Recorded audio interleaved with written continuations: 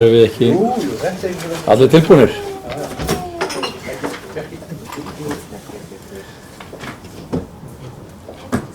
Komið. Ég býð ykkur velkomin til þessa 672. fundar bæjarstjórnar og segi fund settan. Á dagskrá eru 11 mál, þar eru 6 fundargerðir til staðfestingar og 5 til kynningar. Við göngum til dagskrár og fyrsta mál á dagskrá er fundargerð 1258. fundar bæjarráðs frá 12. maí, orðið að laust fundargerðina. Sigrún, gjör svo vel. Vá, Guð rétt bjarga sölvinni. Vá. Þetta er svolítið kannski.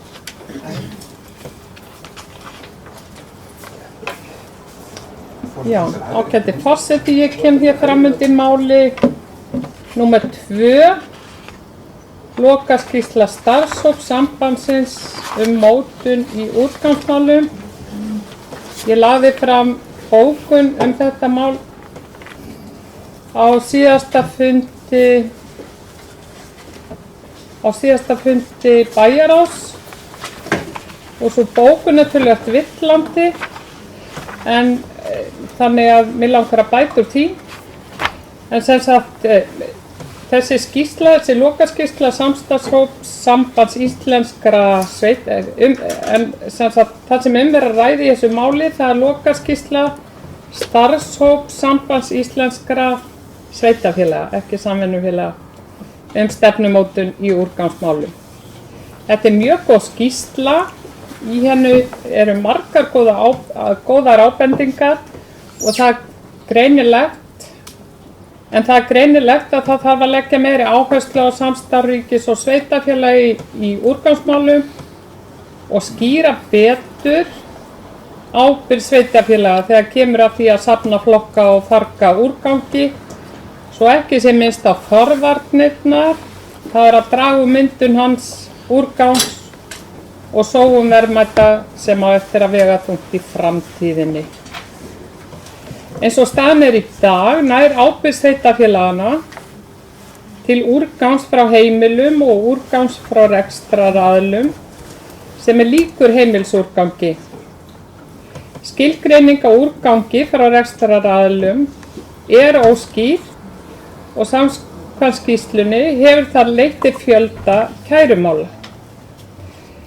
Í lokaskýrslunni setur starfshópurinn fram tvær tillögur að úrlausnum.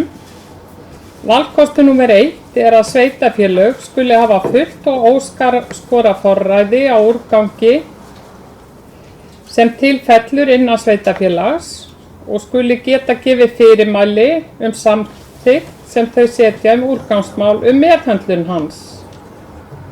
Valkostur 2 hljómar þannig, eða hljómar eitthvað á þá leið að ábyrgð sveitarfélaga skuli aðallega ná til heimilisúrgangs en rekstraraðilar beri sjálfir ábyrgð á sínum úrgangi. Þennan valkost teljum við í íbúahreyfingunni ekki góðan og þetta var sá valkostur sem að fjallað var í bókunni í bæjarráði og vil ég því að þessu tilefni setja fram eftirfarandi bókun sem að er skýrari heldur en bókunin sem setta fram í bæjarráðinu. Og þessi bókun hljómar svo að bæjarfulltrúi íbúahreyfingarinnar ítrekar ánægju sína með lokaskýrslu sambandsins stefnumótun í úrgangsmálum og tekur undir valkost starfshópsins númer 1 í öðrum kafla skýrsluna þar sem segir að sveitarfélög skuli hafa fullt og óskorað forræði á úrgangi sem til fellur innan sveitarfélags og skuli geta gefið fyrirmæli í samþykkt sem þau setja úrgangsmál meðhöndlun hans. Íbúahreyfingin telur valkost númer 2 þar sem lagt er til að ábyrgð sveitarfélaga skuli aðallega ná til heimilisúrgangs en rekstraraðilar beri sjálfir ábyrgð á sínum úrgangi ekki góðan kost. Það hlýtur að vera hagur hvers sveitarfélags að hafa fullt og óskorað forræði yfir sínum úrgangsmálum. Úrgangur er auðlind og líklega samkvæmt skýrslunni að nýting hennar muni á stórum hluta felast í endurnýtingu og endurvinnslu í framtíðinni, samanber stefnu Evrópusambandsins hringrásar hagkerfi sem líklegt að verði tekin upp hér. Og ég sendi þér þetta, Sigurður. Takk. Theodór, gjörðu svo vel.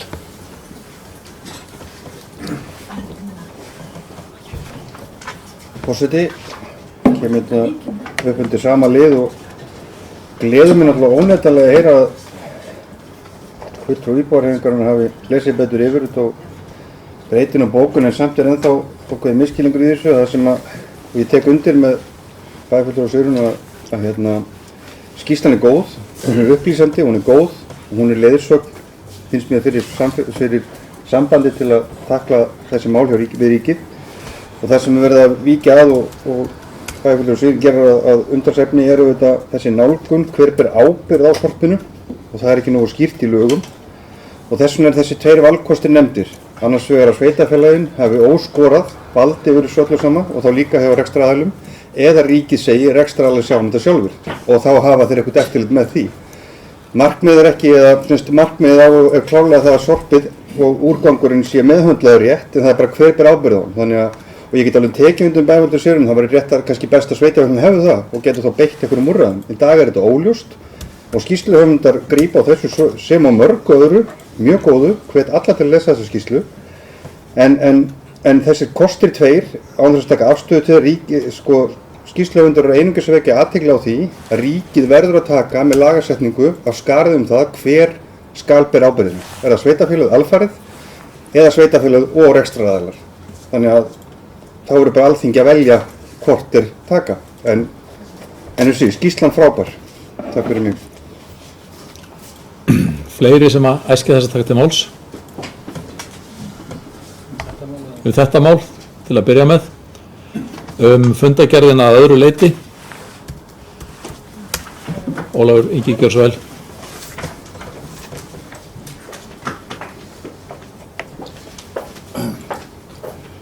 Forseti, ég langar að ég kem hérna upp undir mál nr. 1 á þessari dagskrá. Það er fyrsta mál á dagskrá bæjarráðsfundur 1258.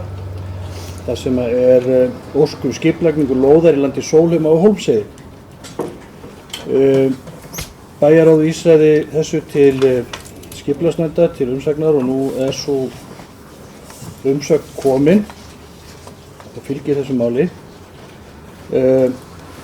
Það er svona megin niðurstaða þeirra umsagnar lýtur að skipulagsmálum. Það er að segja hvernig þetta rekst í skipulagi sem nú er í gildi og mér langar kannski með leyfi forseta að fá aðeins að vitna hér í þessa umsögn. En það stendur varðandi skipulagsákvæði að varða þetta land sem að hér ræðir að í aðalskipulagi Mosfellsbæjar 2011-2030 er það skilgreint sem óbyggt svæði.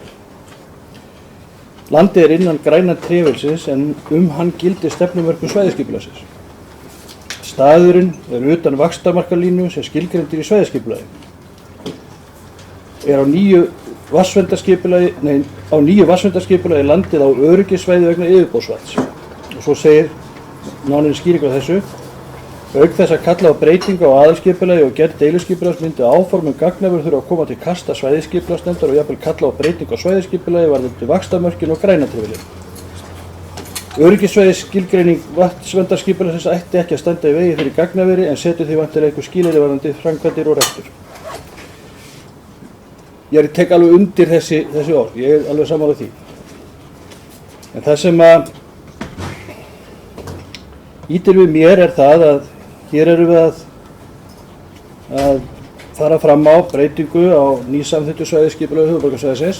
Væntanlega ef að þetta gengur fram sem að skilst ætlinu sé með þessum hætti á þessu landi og það er að því sem ég hef áhyggjur. Í þeirri ótímabæru umræðu sem framfór þetta mál hér á síðasta bæjarstjórnarfundi þá talaði ég meðal annars það að ég hefði áhyggjur af því að þetta, og myndi á að síðasta skipulag þótt í eðlisinu sé það, svæðisskipulag þótt í eðlisinu sé það öðruvísi heldur en þetta, að það sem var því að falli var það að það var verið að gata það stöðugt út, þannig að það var svona svo út en það var ekkert að marka. Það er aðalega, sko, ég hef aðalega áhyggjur af því sem að lítur að vaxtarmörkum höfuðborgarsvæðisins, þannig erum við að fara út fyrir það, ég tel að það sé mjög slæmt fordæmi og satt að segja er ég ekkert svo vissum að það fái góðar undirtektir hjá svæðisskipulaginu. Hins vegar er þetta bara tilgátur, en einhvern veginn þá leggst það þannig í mig. Nú líka er það að það skuli vera staðsett á græna treflinum, sem er svona ekki gott, langt í frá að vera gott, og maður fer svona að velta því fyrir sér, sko, vegna þess að sko vaxtamörkin þau eiga að vera mörkin á milli þéttbýlis og dreifbýlis. Það er að segja að dreifbýlið það eru landbúnaður, frístundabyggð og svo framvegis og útivistarsvæði, stór útivistarsvæði. Undir þéttbýlið það er íbúabyggð og verslun og svoleiðis og iðnaður. Ég myndi kannski kalla þetta iðnað. Þannig að þetta kallar örugglega á breytingu á svæðisskipulagi ef þetta verður svona. Og ég velti því líka fyrir mér hvort að menn hafi hugsað þetta þannig þegar að þetta álit liggur fyrir. Hvort að hafi ekki kannski aðeins farið að spýta okkur þennan stað. Var ekki reynandi að prófa þetta einhvers staðar annar stað? Væri það ekki viturlegur? Við erum að tala hér svæði sem er 1 til 1,5 fótboltavöllur. Bara bygging. Þetta er gríðarlega stórt. Og líka við erum að tala vænt loforð upp á enn meira svæði í framtíðinni. Ótiltekið.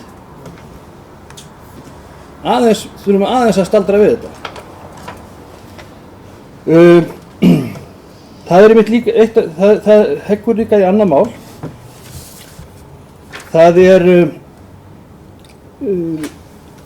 þarf ekki að setja, ef að þessu verður, þarf ekki að setja einhver tímamörk á uppbyggingu á þessu svæði. Getum við úthlutað gríðarlega stóru landsvæði til eins fyrirtækis sem hefur ekki neina tímasetningu á því, allavega ekki í þeirri umsókn sem hér er, hvenær uppbyggingin á að fara fram og hvenær hún á að ljúka. Þetta er auðlind. Við erum að land er auðlind og við erum verðmæti og sá sem er handhafi að þeirri auðlind, hann situr á því. Ég man að líka þá spurði ég hér á síðasta bæjarstjórnarfundi hvers vegna þetta var, þá íjaði bæjarstjóri að því að hann teldi það að, og hann, ég man ekki hvernig það var orðrétt, en einhvern veginn þannig að sagði það að í þá veru að reiknaði kannski með því að stjórnsýslan gengi hraðar fyrir sig varðandi afgreiðslu svona mála hér heldur í Reykjavík. Ef að þeir hafa annar borð sóttum í Reykjavík sem ég hef ekki hugmyndu. Og vísaði þar í iðnaðarsvæði sem er ekki langt þarna frá, sem er innan bæjarmarka Reykjavíkur, borgar. Skipulagt svæði tilbúið til notkunar. Það gengur ekki upp í mínu höfði að ef við ætlum að fara í þennan feril gegnum alla þennan skipulagsferil sem tekur langan tíma og það vitum við eigin reynslu og við vitum líka það að það gengur ekki alltaf upp eins og ætlað í þeim efnum. Hvernig það getur tekið skemmri tíma heldur en að fara að byggja á svæði sem búið að deiliskipulagi. Er ekki á græna treflum, er innan vaxtarmarka, er ekki á öryggissvæði vatnsverndar. Ég skil hins vegar alveg þau rök að þetta svæði sé að eftirsóknarvert vegna flutningslína rafmagnslína sem þarna eru í nálægð. Alveg ákjásilegt gagnvart því. En ég held samt að það væri vænlegra í kjölfar þessari samþykktar sem var gerð í bæjarráði, þar sem að samþykktu var að fela bæjarstjóra og skipulagsfulltrúa og vinna áfram að málinu, að þeir hefðu í það minnsta 3 atriði í huga. Í fyrsta lagi að reyna að finna annan stað sem ræki ekki jafnmikið hornin í þau skipulag sem nú eru í gildi og þetta. Og þar af leiðandi annað land. Og í þriðja lagi að tiltaka í hugsanlegum samningum að það séu tímasetninga á það framkvæmdir sem mögulega fara þarna fram. Takk fyrir. Haraldur Björnsson.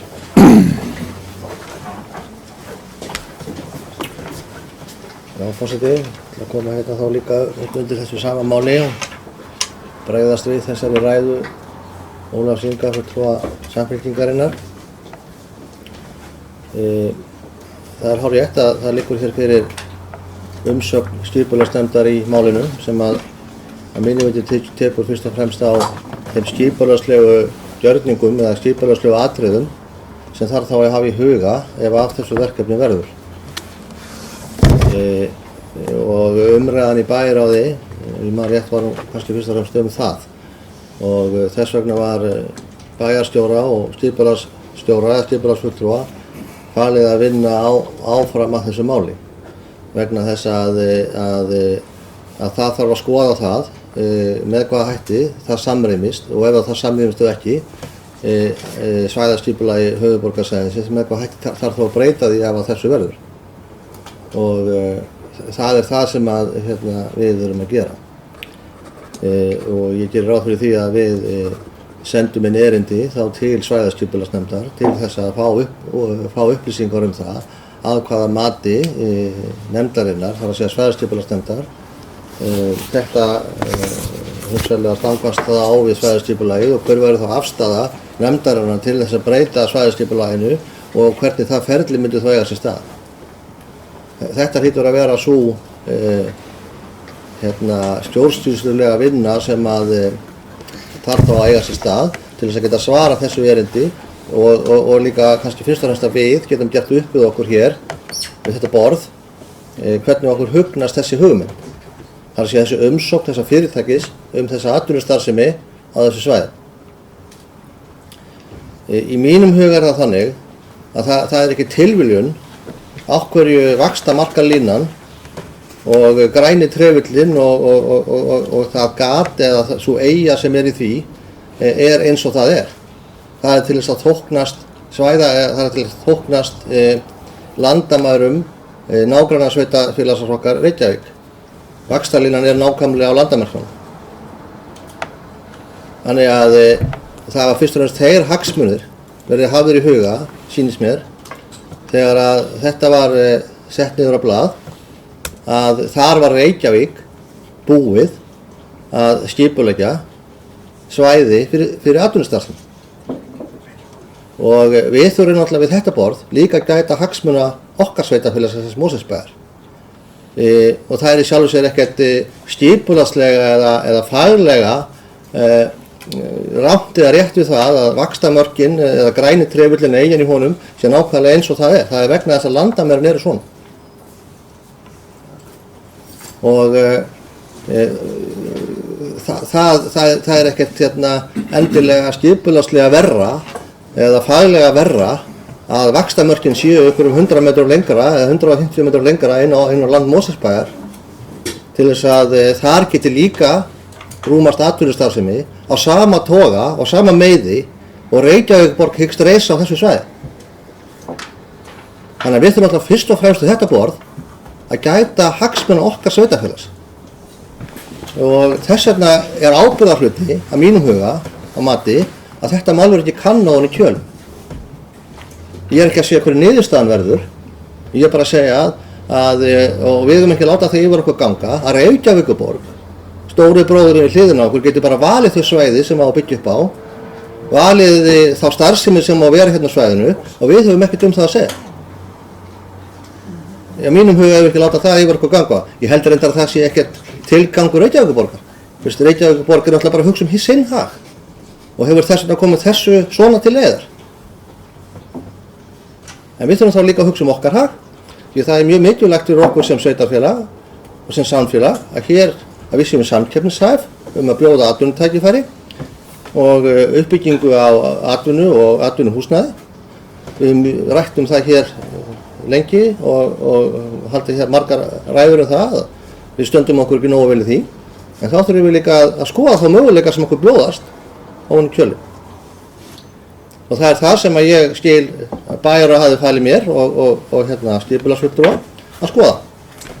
Það kemur sínu ljós í þessari skoðun og þar verður náttúrulega bæjarráð og skipulagsnefnd og svo náttúrulega bæjarstjórn sem endast við því umfjöllunaraðilum það.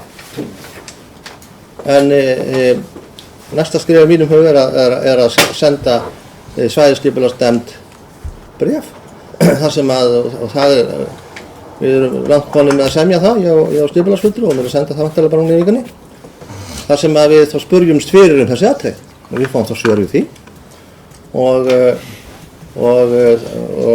það er alveg viðbúið og að einhver sveitarfélag kringum okkur muni hafa einhverja spurningar þetta atriði. Sjálfsagt vegna þess að þau sömu sveitarfélag hafa líka áhuga á að fá þessa eða samskonar starfsemi innan sinna sveitarfélagamarka. Því það er alltaf akkur fyrir sveitarfélag að fá svona starfsemi hjá sér af þessum ástæðum sem nefndi þér á. Hvað var það annar stað, í þessu tilfelli þessi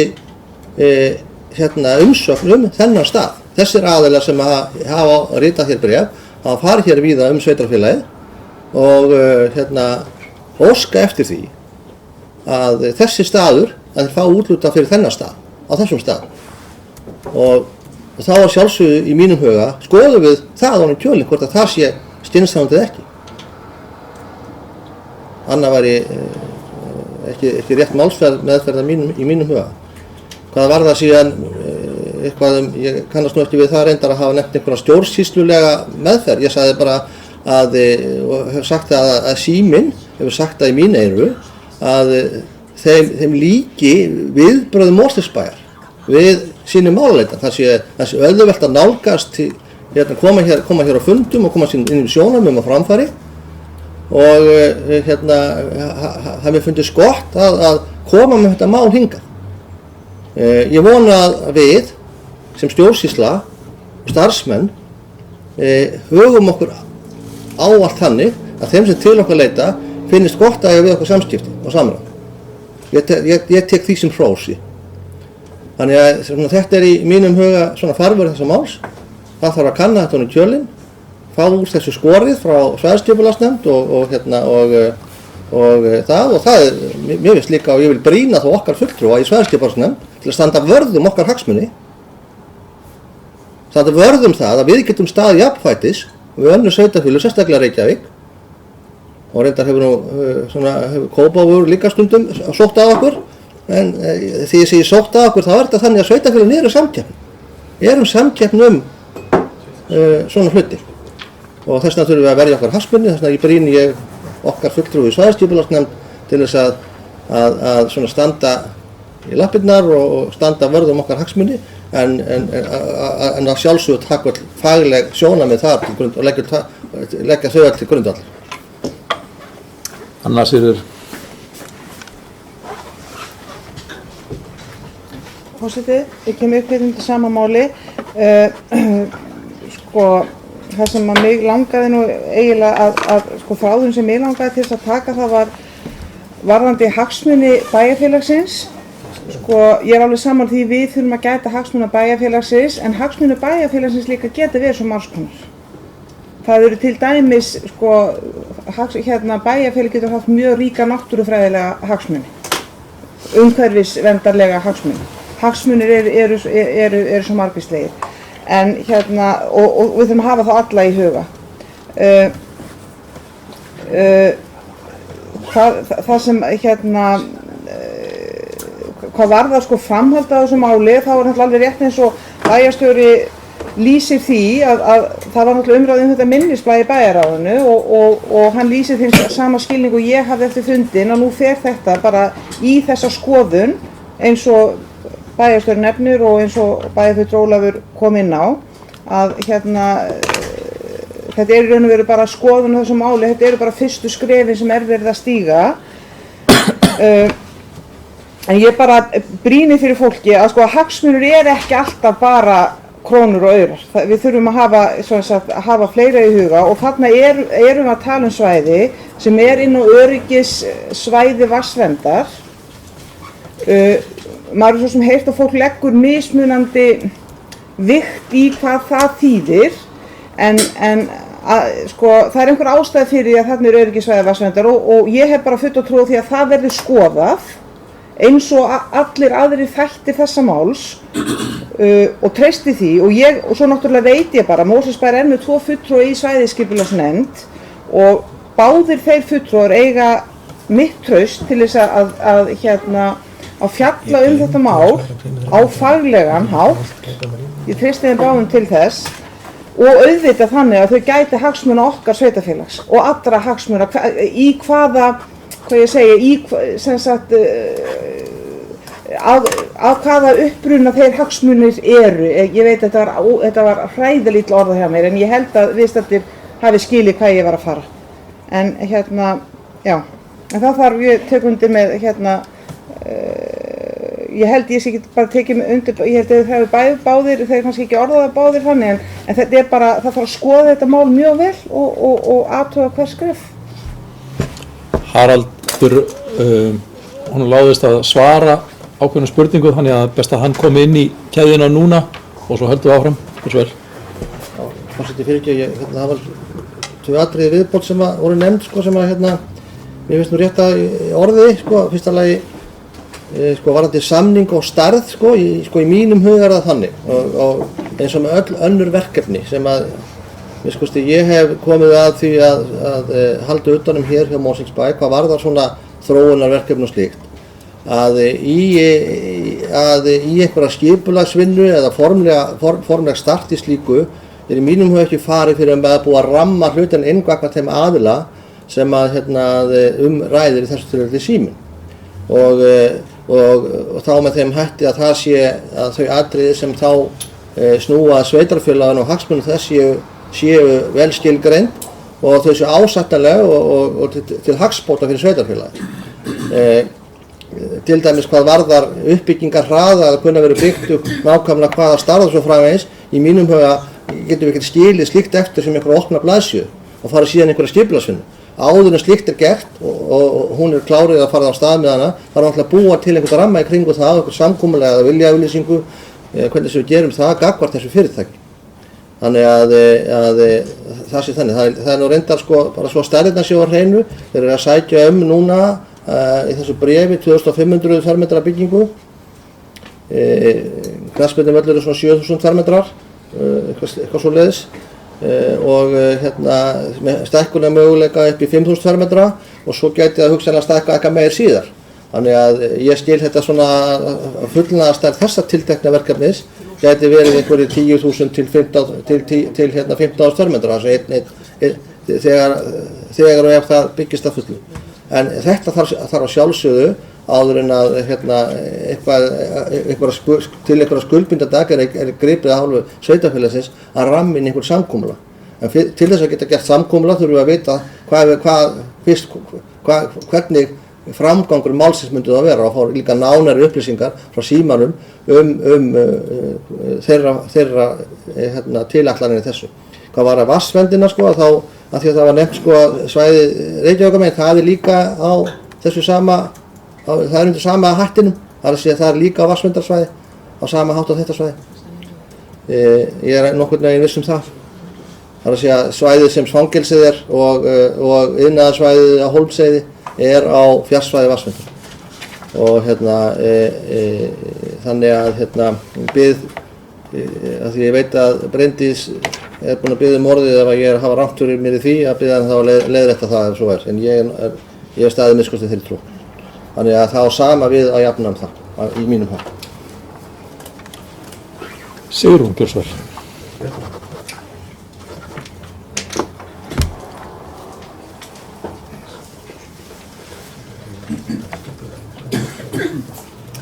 Já, ágæti forseti. Íbúahreyfingin bók, ég kem hérna fram undir sama máli, númer 1, óskun skipulagningu lóðar í landi Sólheima við Hólmsheiði. Íbúahreyfingin lagði fram bókunu þetta mál í bæjarráði á fundinum fyrir 2 vikum og við lýstum einmitt yfir áhyggjum okkar yfir því að þetta að lóðin sem að ræðir, hún væri inn á öryggisvæði vatnsverndar,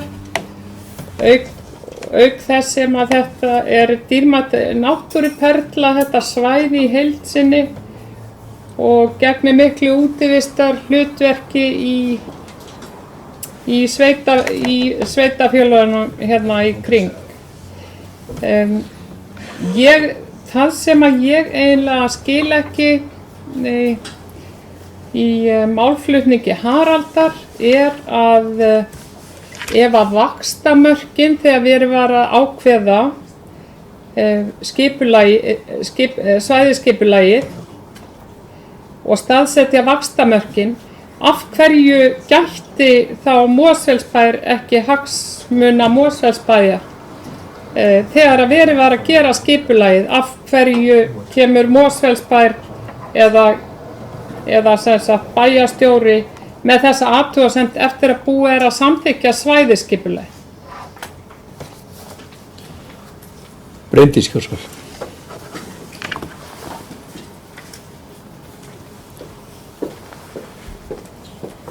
Forseti, ég ætla einnig að fá að taka til máls undir þessum lið varðandi mögulegt gagnaver þarna á þessu svæði sem ræðir.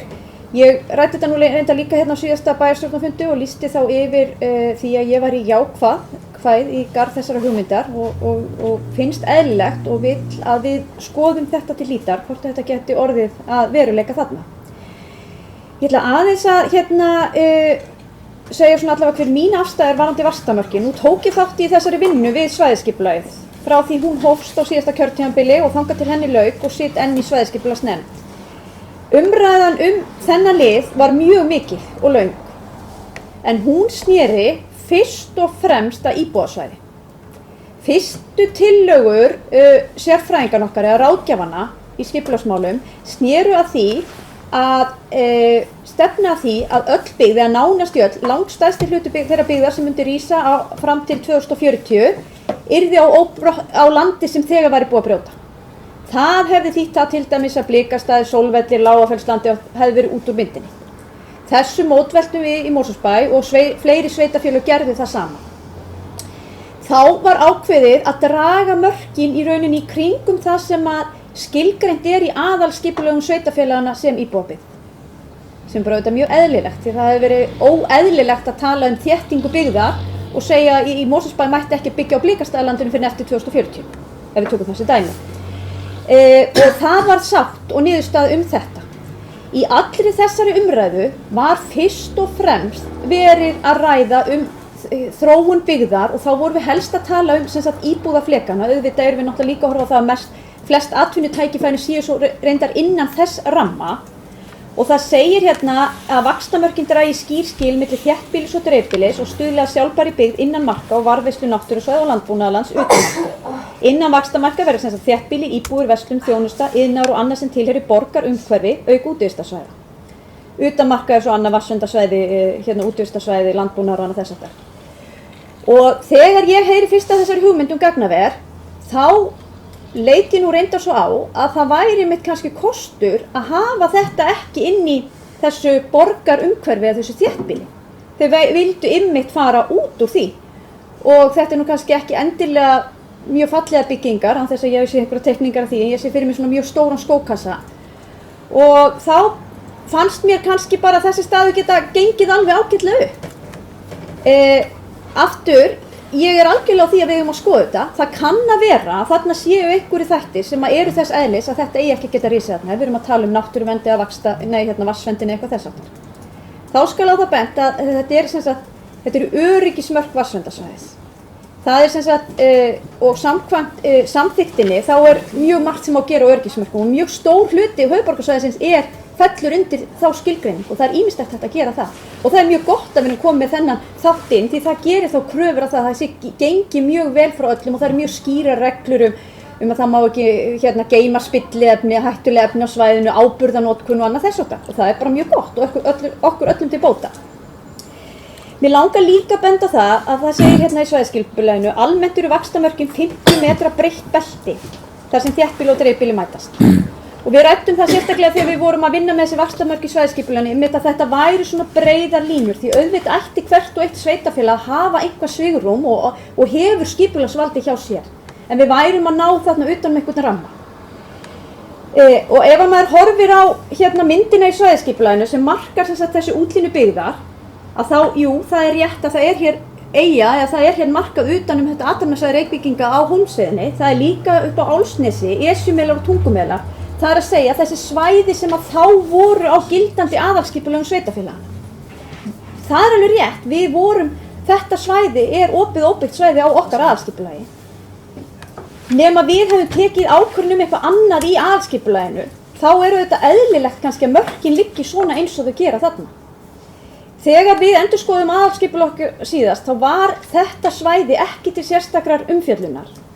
Og ég minnist þess að við höfum rætt það svolítið í skipulagsnefndinni, ég minnist þess að hafa tekið nokkra bíltúra þarna uppbyttir á þetta svæði sem tilheyrir okkur og upp við Suðurlandsveg til að velta fyrir sér hvað viljum við gera hér. Mín afstaða var svo að það væri skynsamlegt að bíða með það. Það var enginn að óska eftir einhverju þarna og þetta væri bara skynsamlegt að bíða með þetta svæði og sjá til síðar hvernig það yrði nýtt. Þannig að þessi hugmynd, eins og ég segi, hún hef hugnast mér ágætlega og ég held að við ættum að skoða þetta. Að sjálfsögðu þurfum við að velta öllum þessum hagsmunum fyrir okkur, en eins og ég segi, í fljótu bragði þá sé ég ekkert sem að ætti að vera beint á móti þessu, að þetta geti risið á þessu svæði.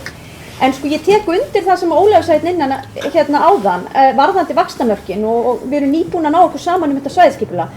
Almennt er ég ekki sammála því að við eigum að fara að breyta vaxtamörkum í svæðisskipulaginu. En þá er ég fyrst og fremst að hugsa þessar útlínur byggðar. Út af því það er stóra markmið að við þéttum svolítið innanfrá. Ég bara lít á þessa starfsemi sem þarna ræðir, gagnaver, þar sem að, jú, einhverju munu starfa, en það er ekki einhver almenn umferð upp að svona gagnaverum, þetta er ekki verslun eða þjónusturými eða þar sem að fjöldi fólks kemur til vinnu á hverjum degi eitthvað þess áttar, að það eigi kannski bara ágætlega heima utan hins hefðbundna þéttbýlis. Og þess vegna vill ég gjarnan skoða þetta mál frekar. Það var nú eitthvað sem ég ætlaði að reyna að svara spurningum sem kom upp. Jú, ég held að það hafi verið bæjarfulltrúi íbúahreyfingarinnar, Sigrún Pálsdóttir, sem var að tala um hagsmuni sveitarfélagsins og gildandi skipulag. Ég held ég hafi svarað því ágætlega í svæðisskipulaginu þá bara tekið mið af gildandi aðalskipulagsáætlun.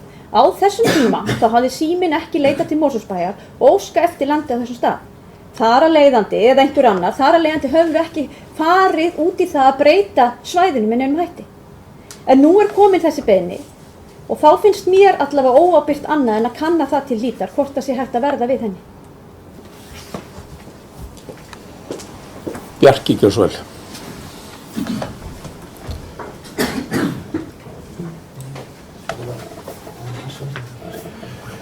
Já, forseti og ágætu bæjarfulltrúar, ég kem hér upp undir þessu stóra máli, númer 1, sem snýst eins og heitir hér í titlinum, óskum skipulagningu lóðar í landi Sólheima við Hólmsheiði. Þetta er stórt mál í margþættanskilningi, mannvirkið yrði stórt, það var nú verið að lýsa því hér, fyrstu 2 áfangarnir á við 1,5 knattspyrnuvöll og möguleika á stækkun síðar. Þetta hefur verið til umfjöllunar í skipulagsnefnd eins og hér er komið fram, síðan kemur það inn umfjöll skipulagsnefndarinn og borð bæjarráðs og þar er það samþykkt með öllum greiddum atkvæðum að fela með 3 atkvæðum sem að fela bæjarstjóra og skipulagsfulltrúa að vinna áfram málið. Þetta er nú allt komið fram. Það þarf að stíga auðvitað mjög varlega til jarðar en svo ég lýsi alveg skoðun minni og það er ekki launungamál að ég tel rétt, ég stil þessa niðurstöðu bæjarráðs þetta verði kannað. Ef við spyrjum engar spurningar þá fáum við ekki svör. Fáum ekki svör við hvort þetta rímar við öryggissvæði vatnsverndar. Það er ekki óheimilt að byggja á öryggissvæði vatnsverndar en svo er náttúrulega mannvirkin jafn misjöfn eins og þau eru mörg. Þetta er líka mikið mál og stórt skipulagslega séð eins og hér hefur verið sagt og kallar á breytingar. Þetta er grænitrefillin er þarna líka nefndur til sögu þannig að þetta eru sjálfur sér mörg ljón í veginum eins og svo oft kannski alltaf þegar ráðist í miklar framkvæmdir. En við erum bara stödd hérna í messunni að það er samþykkt liggur fyrir að fela bæjarstjóra og skipulagsfulltrúa að vinna áfram að málinu þessu máli sem snýst þetta land, það er að segja í landi Sólheima. Það mun máli snúast þangað til að annað verður ákveðið. Ég lít þannig á málið. Ég sé ekki eins og kemur fram í bókum fulltrúa íbúahreyfingarinnar að þetta sé eitthvað sérstakt mál D- og F-lista því að hér er komið sögur af því að í bókun fulltrúans hvetur hann meirihluta D- og F-lista til að finna gagnrýni byggingarætt sem ekki hefur ofangreind umhverfisáhrif. Málið er komið í annan farveg, komið í farveg. Ef þetta verður staðfest hér og eftir, þá stendur þessi samþykkt bæjarráðs. Það hafa verið nefndir aðrir staðir hér í sveitarfélaginu, Líkastaða land, ef maður rétt hafa nefndi bæjarfulltrúi íbúahreyfingan líka Tungumela. Það er ýmsir annmarkar á því. Er það ekki rétt? Tungumela voru nefndir, þeir hafa allir verið nefndir. Já, ég meina á bæjarráðsfundinum daginn. Og bæjarsundunum. Já. Ég nefndi aldrei Tungumela. Jú. Akkurat ekki möguleika. Hvað er það þá, en ég vil aðeins víkja máli mínu aftur að bókun Íbis Velveringar að það er ekki rétt haft eftir með tungumelana, en mér langar aðeins að tala bókun íbúahreyfingarinnar, fulltrúa íbúahreyfingarinnar, það sem snýst sjónræn áhrif gagnaversins. Sjónræn áhrif gagnaversins verða mikil. Það er alveg gefimál. Hvort sem við líkjum þessu við skókassa eða eitthvað annað, þetta er gífurlega stórt mannvirki. Hvar sem það verður, og þá er það spurning hvar hægt er að draga úr sjónrænum áhrifum eða finna því þess stað þar sem það truflar ekki svona sjónræn áhrif séu sem minnst.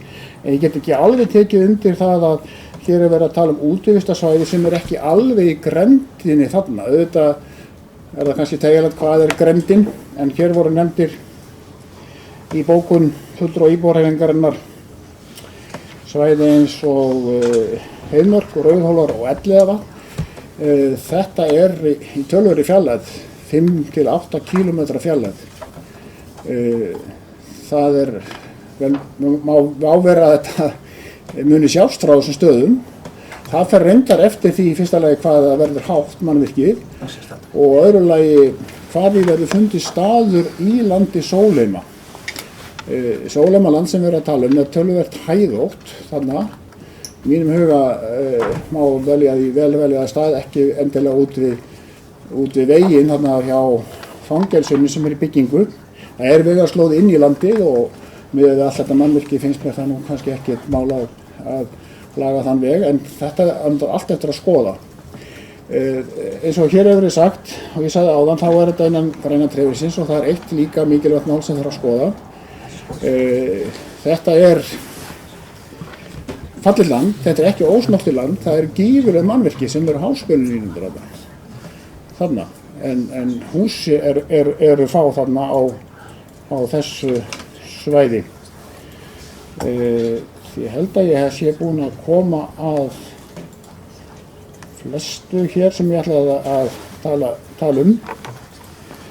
Sem sagt, ég styð það bara niðurstöðu raun og veru bæjarráðs að það verði haldið áfram, en við vitum náttúrulega ekki hvert þetta leiðir. Þetta er bara mjög flókið og stórt og mikið mál og það er í mörg horn að líta, eins og hér var sagt áðan, margir hagsmunir, alls konar hagsmunir, og það eru náttúruvernd, það eru fjárhagslegir hagsmunir og sjónræn áhrif og fleira. Því þetta er, svo ég endurteki það sem ég hóf mál mitt á, að þetta er stórt mál bæði í fermetrum og í öðru.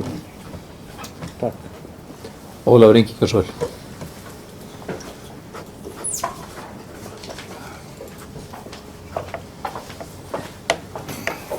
Forseti, Ég vona að orð minn hefði ekki verið túlkuð þannig að ég væri á móti því að hvorki á móti því að taka á móti fólki og hlusta á erindi þeirra eða að ég væri á móti gagnaveri. Ég held ég hafi sagt það hér mjög skýrt að ég er mjög hlynntur gagnaveri. Ég get sagt þetta, ég er alveg sammála því sem að bæjarfulltrúi Bryndís sagði staðsetningu, þannig að þetta er engan veginn hluti sem á heiminni íbúðabyggð. Ég var ekki heldur að tala um það. Ef það er einhver mengun frá gagnaveri þá er það hávaðamengun. Það hvín mikið í þessu, það eru mikla viftur og kælingar. Þetta er ekkert bara opið eins og fjós, sko. Þannig að kælingi kemur ekki inn, það þarf að dæla inn. Og því að þið bara farið hérna í Hafnarfjörðinn og kíkja á gagnaveri þar eða upp á Keflavíkurflugvelli, það er hvín í þessu. Það er alltaf rok. Þannig að þetta, ég er alveg tekið alveg undir það að þetta var ekki heima í næsta nágrenni við byggð og það er mjög gott að hafa. Annars staðar heldur þar. En varðandi túlkun á því hvað á að vera innan vaxtarmarka og hvað ekki og hvort að við tölum íbúðabil og þéttbýli og annað slíkt, þá get ég alveg svo tekið undir það líka að mér finnst dálítið óljós í svæðisskipulaginu þessi hvað er átt við og ég væri náttúrulega vandræður með að staðsetja þetta. Þess vegna sagði ég flokkaði þetta undir iðnað. En vegna þess að það er ekkert í neinum skilgreiningum í svæðisskipulagi höfuðborgarsvæði sem að tekur á raunverulega því annað heldur en það sé landbúnaður og frístundabyggð og annað sem er utan vaxtarmarka og útivistarsvæði, svona stærri útivistarsvæði og þannig í þannig áttina. En ég vil bara ítreka það, ég er ekki á móti málunu per se. Ég hef einungis komið hér til þess að flytja ákveðin varnaðarorð sem kviknuðu hjá mér við þetta mál. Vildi nesta þá embættismenn sem er að fara að vinna málunu með mínum sjónarmiðum reyna að draga einhver rök fram fyrir því. Það var að tala hérna hagsmuni og bæjarfulltrúi Anna Sigríður talaði um að það eru fleiri hagsmunir, þetta eru fjárhagslegir hagsmunir og það eru sjálfsögður alltaf einhverjir fjárhagslegir hagsmunir og það eru hagsmunir náttúruvernd og öðru slíku. En það eru líka hagsmunir að skipulög haldi. Það skiptir okkur mjög miklu máli, ekki síður en aðra, að skipulag sem er í gildi, það haldi. Það hjálpar okkur líka. Ef við förum að hola skipulög, þá getum við byrjað að búa til fordæmi. Það fordæmi getur síðan snúist upp í andhverju sína hvað hagsmuni okkar varðar. Við þurfum að hafa þetta í huga að þetta er ekki bara í aðra áttina, þetta virkar stundum í báðar áttir og yfirleitt gera það þannig að það virkar í báðar áttir. Þannig að svona bara lokum þá sem ég segi, ég er langt í frá að vera móti gagnaveri, ég hefði helst vilja sjá það að það rækist ekki eins mikið á þau skipulög sem þetta gildi og ég vil ég reyndar alltaf bara svo að það sé alveg klart. Ég veit, Haraldur bæjarstjóri sagði hér áðan að hann vildi ramma hlutina inn. Ég held, eftir því sem ég best veit, að þá hefur hann gert það. Það eru hins vegar fordóminn fyrir því að það hefur ekki alltaf verið gert áður og ég ætla ekki að fara að kenna honum um það. En ég treysti því og við vitum það þegar við erum að ýmsa lóðir hér sem að standa óbyggðar og lóðarhafinn gera ekkert að þeim. Það eru gömul mál. Svoleiðis mál viljum við ekki endurtaka. Sigrún, kannski er þetta ekki bara stutt komment? Er þetta ekki stutt? Jú, þetta er ákaflega stutt. Ljómandi.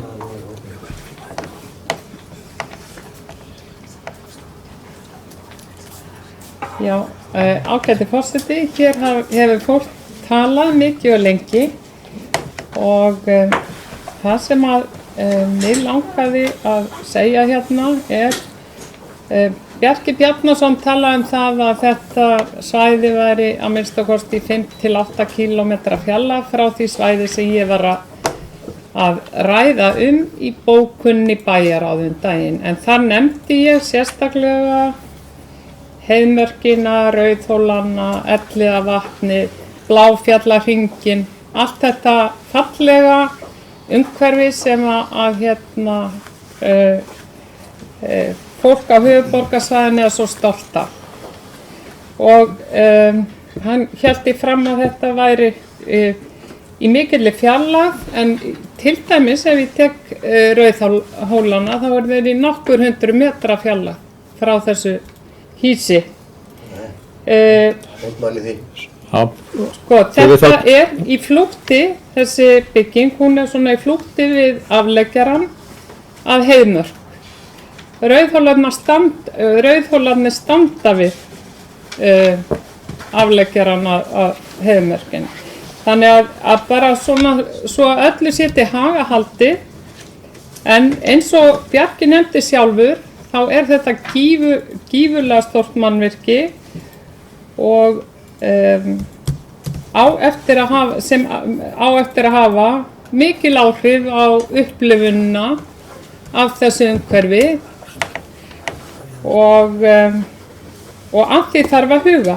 Ég hef líka áhyggjur af fólkinu sem á fasteignir þarna á þessu svæði og að fá svona ferlíki í Grenndisi. Ég hef líka áhyggjur af fólkinu sem á þarna eignir og það eru náttúrulega aðilar sem hafa þar samstarf við og samráð við í svona ferli.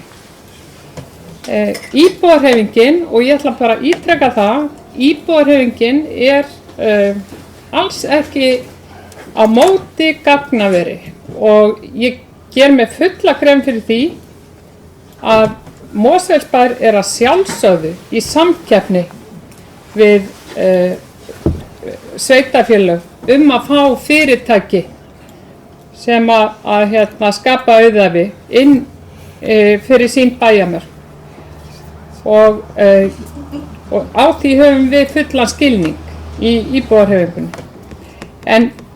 En sem sagt, já, það er eitt mál sem að hefur komið til tals hérna og það eru hagsmunirnir og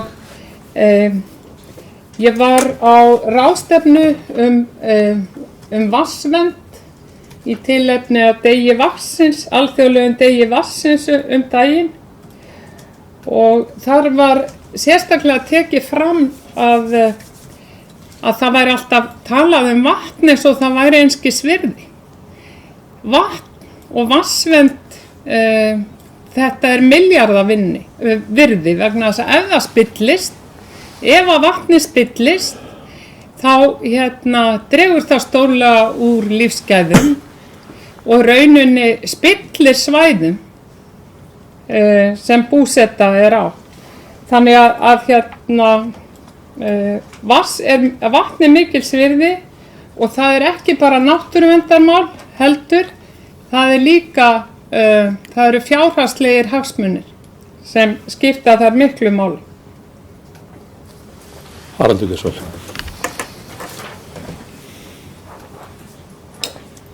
Já, forseti, bara kannski örstutt út af þessu. Tek undir það með hagsmunina og vatnsverndina og allt í kringum það.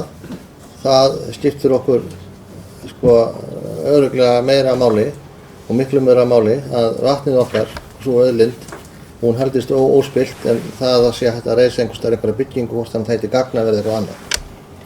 Þannig að ef við þurfum að velja þar á milli, þá er alveg augljóst í mínum huga og held ég öllum hér við borðið hvað við myndum velja. Hins vegar það þekkt og það er vitað og við vitum það líka hér að það er hægt að gera ráðstafanir gagnvart slíku og í mínum huga verður aldrei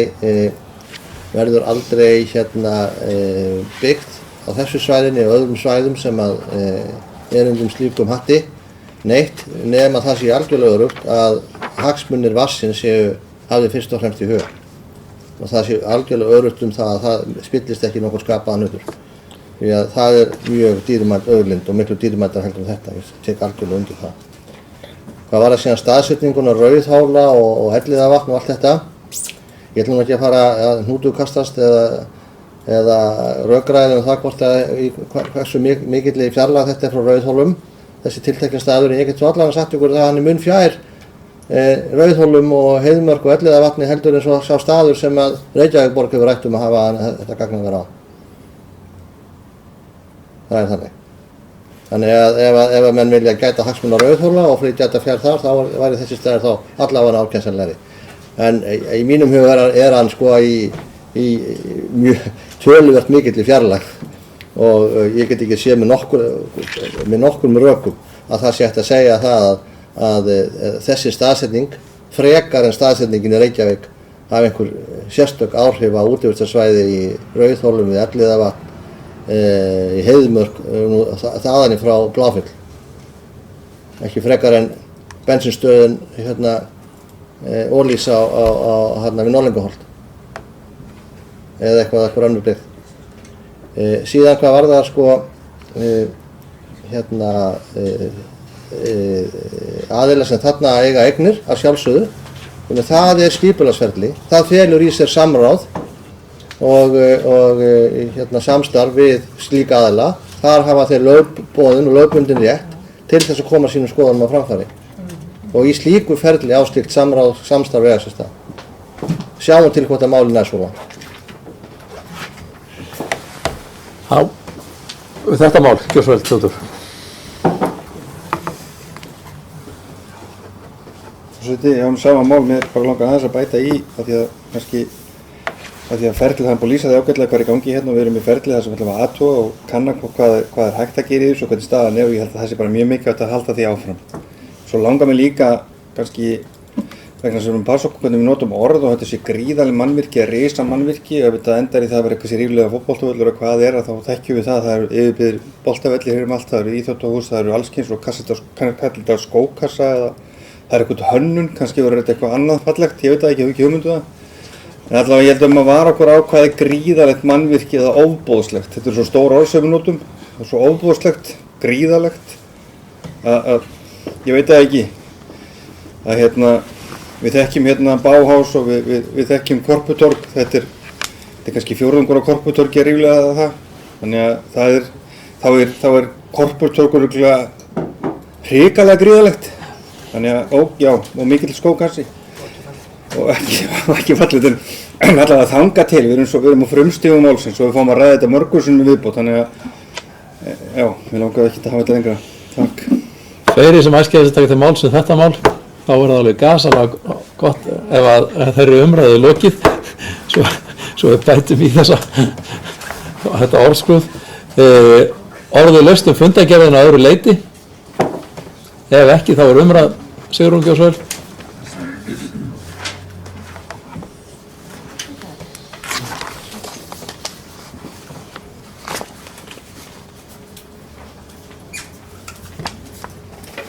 Já, ég kem hér fram undir máli númer 8, óskum heimildi efnistöku í Seljadalsnámu. Þetta mál var rætt fyrir stuttu í bæjarráði og þar kom meðal annars og sem sagt málalyktir voru þannig að umhverfisstjóra var eða sem sagt framkvæmdastjóra umhverfisins var falið að hefja umræður frágang í námunni samkvæmt eldri samningi og það sem að mig langar til að forvitnast aðeins er af því að það var líka það rætt að það var ekki á hreinu sagt, hvað þessi frágangur þýddi, hvað væri mikið eftir að lausu efni til að flytja burt úr námunni og ýmislegt í þeim dúr og það sem ég hefði áhuga á að fá að vita er hvað þetta er umfangsmikið, hvað mikið efni er eftir í námunni og hvaða áhrif hefur það á íbúana á svæðinu að ganga frá námunni. Það væri mjög gott að fá að vita það. Haraldur Gjósvel. Forseti, sko, ég get nú ekki svarað því í rúmmetrum eða tonnum eða hvaða mæli einingar sem við myndum nota í því eða bílförmum því síður. Veit ekki einu sinni hvað margir rúmmetrar eða tonn eru á bílfarmi. Upplýsi það hér með. en framkvæmdastjóri umhverfisins kom nú í bæjarráð og þá var hann farið yfir þetta þar. Hún útskýrði sitt minnisblað og sína afstöðu og fékk þetta umboð. Ef að bæjarfulltrúi óskar eftir þessum upplýsingum þá þurfum við bara að fá það hjá henni. Ég er ekki alveg viss um það að það liggur svo sem alveg nákvæmlega fyrir, en það er alveg sjálfsagt að er þetta í einhverju skjali þarna? Nei, kannski niðurstaðan getur sagt heilmikið þó það sé ekki alveg hjá því.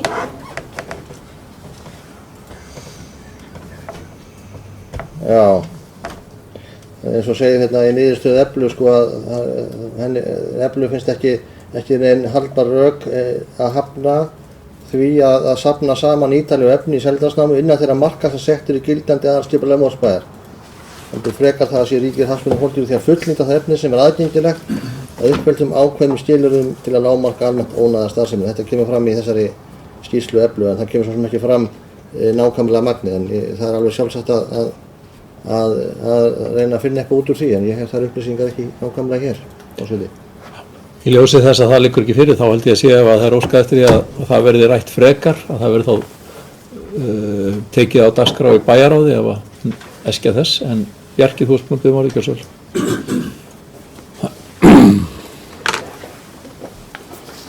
Já, forseti og ágætið bæjarfulltrúar orð, ég kem hér fram undir þessu sama máli. Efnistöku Seljalandsnámu, við hefum nú verið talað um áður hér um þessa námu. Það var verið að spyrja hér um frágang og annað slíkt og efnistölur. Mér finnst vera sko stóra máli kannski að komið að einhverjum svona tímamótum í þessari efnistöku, þessi námuvinnslu sem tegir sig alveg aftur á 9. áratug síðustu aldar og einfallega þannig að samkvæmt þessu gamla samkomulagi að ganga frá námunni eftir ákveðnu samkomulagi og það snýst um að taka þetta lausa efni sem er þarna, fyrst og fremst þetta lausa efni og því verður þó ekki burt síðan að ganga frá námunni þannig að hún skapar ekki hættu, hrunhættu annað fyrirlíkt. Síðan kannski rétt að því við erum að tala um þetta mál hver verður framtíð þessara námu.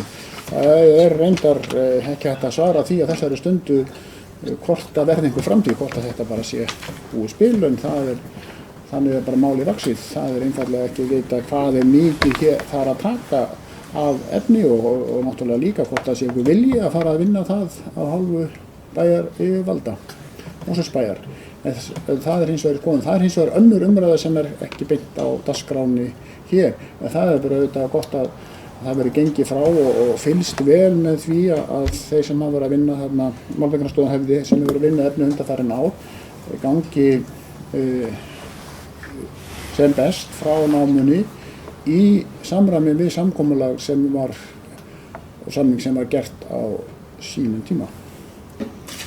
Bara til þess að árétta, hérna í bókun bæjarráðs stendur að framkvæmdastjóra umhverfisins sé falið að hefja viðræður við Málmbergsstofuna þetta, þannig að ég geng út frá því að þegar það kemur einhver niðurstaða í þær viðræður þá komi það til bæjarráðs og nýjarleik því að þá þarf að ganga frá einhverju samkomulagi þar að lútandi. En Theodór, og þá er náttúrulega upplýsist þessar stærðir og magn. Svo vel. Forseti, ég í þá kannski mögulega komin út úr efnið í því skýrslan sem að vísaði til hérna frá Eflu finnst mér, og svo sagði fundi bæjarráðs að hún er bara alveg frábær. Hún tekur því sem við höfum svo rætt hér og höfum rætt áfram, hvort við erum með vinnslu áfram.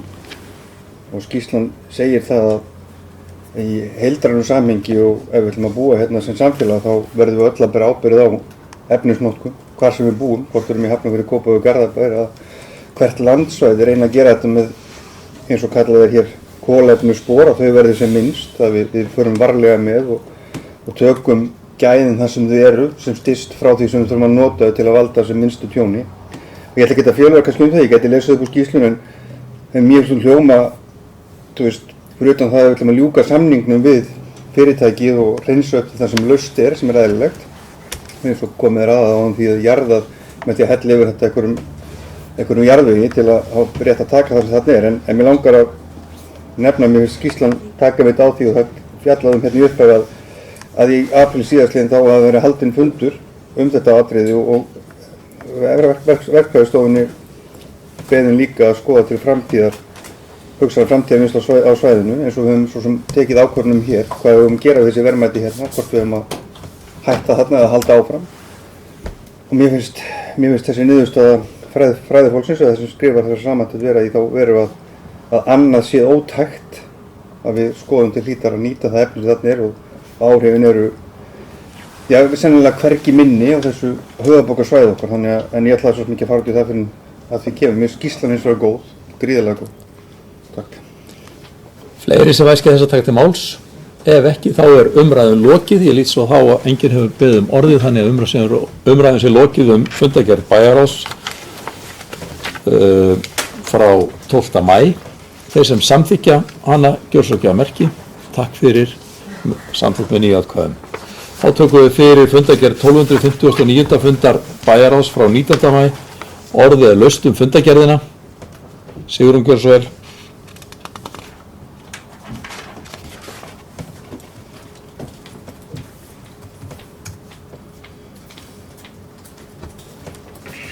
Já, ágæti forseti, ég kem hér fram undir máli númer 6, skógrækt og útivistarsvæði í Mosfellsbæ. Þetta mál sem við vorum að ræða á þessum bæjarráðsfundi og því var vísað sem sagt til bæjarráðs á síðasta bæjarstjórnarfundi. Það sem að mig langar að ræða hérna að það fylgdi ekki sem sagt tillaga íbúðarhreyfingarinnar fylgdi ekki erindinu sem að sett var á dagskrá í bæjarráði í heild sinni og það finnst mér mjög bagalegt og þurfa að laga. Þetta hefur oft sinnist komið fyrir að tillögur sem verið að taka dagskráin í bæjarráði, þær fylgja ekki með erindinu og mig langar bara að óska eftir því hvort og spyrja framkvæmdastjóra sveitarfélagsins að því hvort ekki sé ástæða til að laga þetta vinnuferli.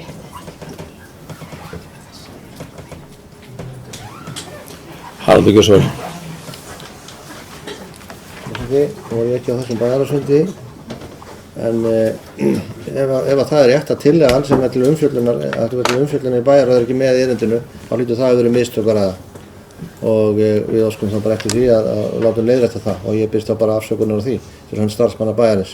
En auðvitað það þannig að þær tillögur sem til umfjöllunar og eru teknar fyrir viðkomandi nefndum hvort sem bæjarráð eitthvað annar þar hljóta að vera hluti af þeim gögnum sem eru send út með fundinum. Þannig ef svo er ekki þá er það klárlega mistök og við leiðréttum það. Fleiri sem æskja þess að taka til máls? Sigurún Gjörsvöld.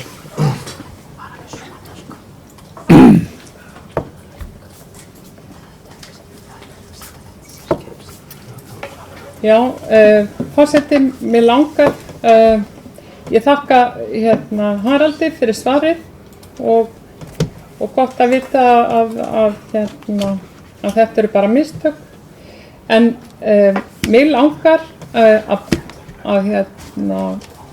bóka upphaflega tillögu íbúðarhreyfingarinnar þannig að hún fylgi erindinu. Það er leyfi til þess. Það er náttúrulega hugmyndin sem Haraldur var að geta að hún yrði hengd við, þannig að þegar maður fara inn á þetta á netinu þá kemur hún og það ætti að vera óþarft. Takk. Bjarki Gjörsvöld.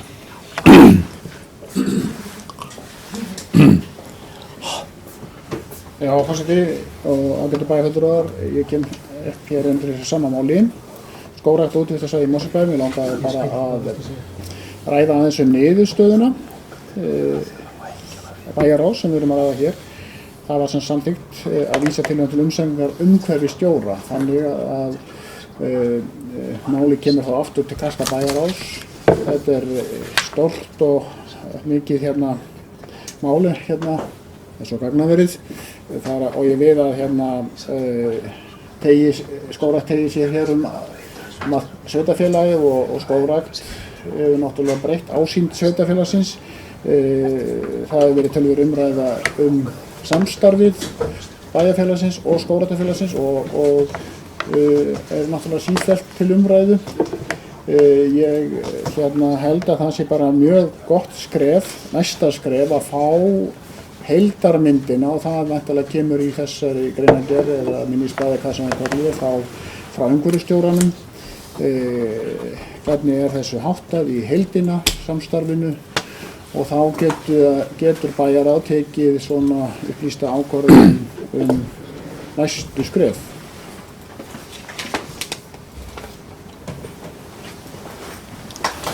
Bryndís Gjósvel. Já, forseti. Ég get hins vegar tekið undir með bæjarfulltrúa íbúahreyfingarinnar. Það eðlilegt kannski að þegar tillögum vísað til umræðu eitthvað, að tillagan sjálf fylgi með þá bara sem svona eins og greinargerð eða sérstakt skjal.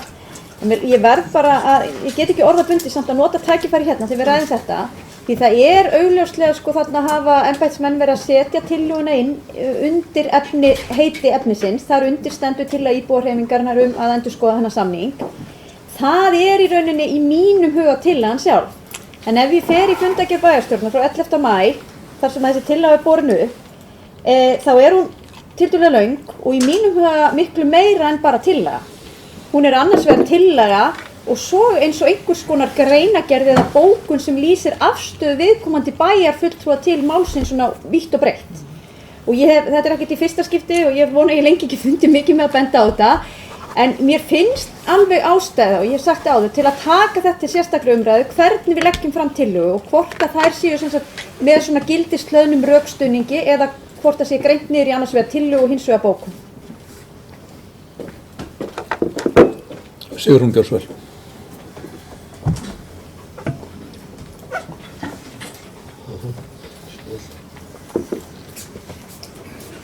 Já, ágæti forseti.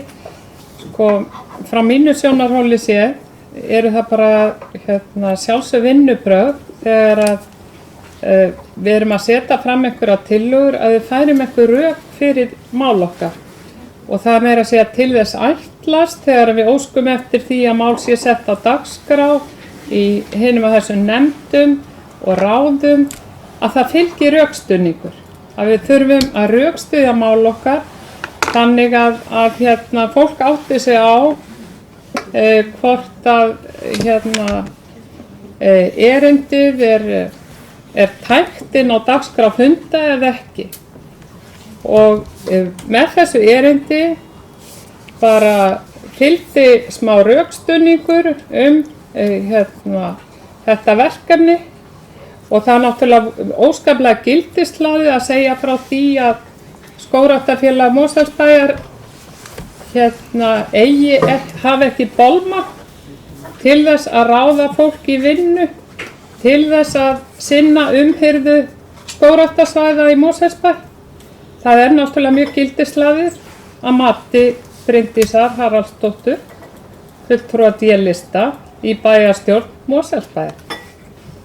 En þetta að mínu viti bara ein af staðreyndum málsins.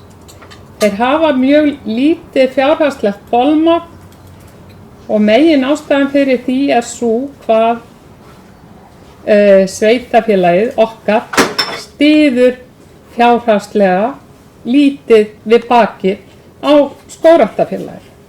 Og þegar maður ber það saman við önnur sveitafélög í nágrenni okkar, þá það eiginlega bara skammarlega lítið og skammarlega náttúrulega mjög gildishlaðið. En það allavega mín tilfinning þegar ég skoða þær tölur.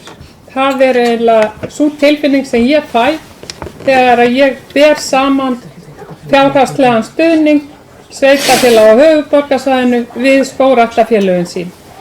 Það skiptir ofboðslega miklu máli fyrir lífsgæði íbúa að við hugum að þessu. og það er ekkert félag, það er sveitafélag á höfuðborgarsvæðinu og það er náttúrulega líka bara staðurinn sem ekki er gildishlaðin og kom fram í rökstuðningi fulltrúa íbúðarhreyfingarinnar að við eigum bara mest rækta land af öllum sveitafélögum á höfuðborgarsvæðinu. Og fyrir utan það, og það er líka bara staðurinn, þá eigum við 3. stærsta skógræktarsvæði á höfuðborgarsvæðinu. Þetta eru bara tölulegar upplýsingar sem að kannski eru gildislanar eða hvað. Hvað er að vera, hvað á fulltrúi D-lista eiginlega við? Hvað er gildislaðið í þessari röksemdafærslu? Fyrirgefðu forseti, ég vil eiginlega fara í andsvar. Gjörðu svo vel. Takk fyrir forseti. Það sem ég á við er gildislað, ég sagði að það væri ítarlegt að það tillagan gengur í mínum huga raunverulega út af það að endurskoða samkomulagið eða samningin við skógræktarfélagið. Og það er basically það sem stendur í dagskránni, en þetta er kannski orðhengisháttur, en þetta er oft svona, þegar ég er að tala um að segja eitthvað gildislagið, þá er það þau rök sem þú velur í að setja þetta mál fram. Margt af því eru staðreyndir, annað er að tala að það vantar sárlega umhirðu, fjárhagslega bolmagn til þess að staðar, þú reyndar að tala um í bókunni þinni að enginn af þessum skógræktarfélögum hafi fjárhagslegt bolmagn til að ráða skógræktarfræðing. Og það eru ýmis svona lýsingar sem eru notið í þessu bókun og þar er ég að vísa í gildislaði. En mér finnst það svo sem ekki skipta neinu máli í nákvæmlega þessu sambandi, heldur ég nú kannski meira að tala um almennt þegar við erum að leggja fram tillögur. Mér finnst persónlega, að það geta verið á annarri skoðun, að það sé eðlilegt að taka tillöguna sjálfa út og vera svo með bókun sem lýsir rökstuðningnum fyrir því af hverju viðkomandi fulltrúi er að leggja fram þessa tillögu. Haraldur, gjörðu svo vel. Já, forseti, ég get alveg tekið undir það hjá Bryndísi Haraldsdóttur að bæjarfulltrúa að sú skipting væri í mínum huga ákjósanlegri, en það breytir því ekkert sko að ef það kemur fram bókun eða greinargerð þá hún átt að fylgja með málinu, en tillagan sem slík er vantarlega svo að, ef ég skil málið rétt, að styðja frekar við bakið á skógræktarfélaginu. Ég vil taka það fram að ég hef í starfi mínu sem bæjarstjóri átt mjög mikilvæg og góð samskipti við skógræktarfélagið. Skógræktarfélagið hefur lyft hér mörgum grettistökum í hér umhverfi Mosfellsbæjar og þar hefur í gegnum tíðina unnið fólk og tekið þátt fólk sem hefur afskaplega miklar og góðar hugsanir gagnvart umhverfi Mosfellsbæjar og að hér erum við nú einum gróður sælasta reit landsins held ég orðið og það er ekki síst fyrir tilstilli skógræktarfélagsins. En síðan getur menn sko rætt um það hvað er hæfilegt og réttlátur stuðningur samfélagsins, þar að segja til samtaka og félaga og það þarf náttúrulega að hafa það í huga að við erum hér náttúrulega að útdeila fé sem að íbúarnir okkar borga í formi skatta. Það er til dæmis eitt af því sem ég held að bæjarfulltrúa Bryndísi hafi þótt gildislaðið að stuðningur bæjarfélagsins væri skammarlega lágur. En ég vil kannski upplýsa það hver hann hefur verið, svo getum við, því að það er afstætt og alveg sjálfsagt að ræða það og það er náttúrulega það sem við ekki munum gera, hvort að bæjarfélagið getur gert betur og það með hvaða hætti, eða hvort að nóg sé það gert eða jafnvel á mikið, einhverjum kann að finnast það kannski. Ég get vel trúið einhverjum íbúum hér finnst að það er bara ekkert að leggja krónu í skógræktarfélagið. Það er örugglega einhverjir í samfélaginu Mosfellsbæjar sem er þeirra skoðunar. En sko, Mosfellsbær veitir árlegan styrk til skógræktarfélagsins, til ræktunar og umsjónarverkefna. Upphæðin núna í ár er 359.468 krónur. Þetta eru beinharðir peningar. Auk þess hefur verið gerður sérstakur samstarfssamningur við Skógræktarfélagið uppbygging á Meltúnsreit. Þar var framlag bæjarins 600.000 krónur á síðasta ári í formi vinnu garðyrkjudeildar og þjónustustöðar og þessu árum 2016 þessi upphæð 1200.000. Og það líka þá í formi þess að félaginu látin inn 10 vélar og síðan var verið sett upp grillastaða þessum reit. Nú Skógræktarfélagið fær 100 sumarstarfsmenn úr vinnuskólanum sem eru nú fyrst og fremst störfum upp í Hamrahlíðarskógi, þeirri frábæru perlu og þar fylgdi náttúrulega með þá verkstjórar.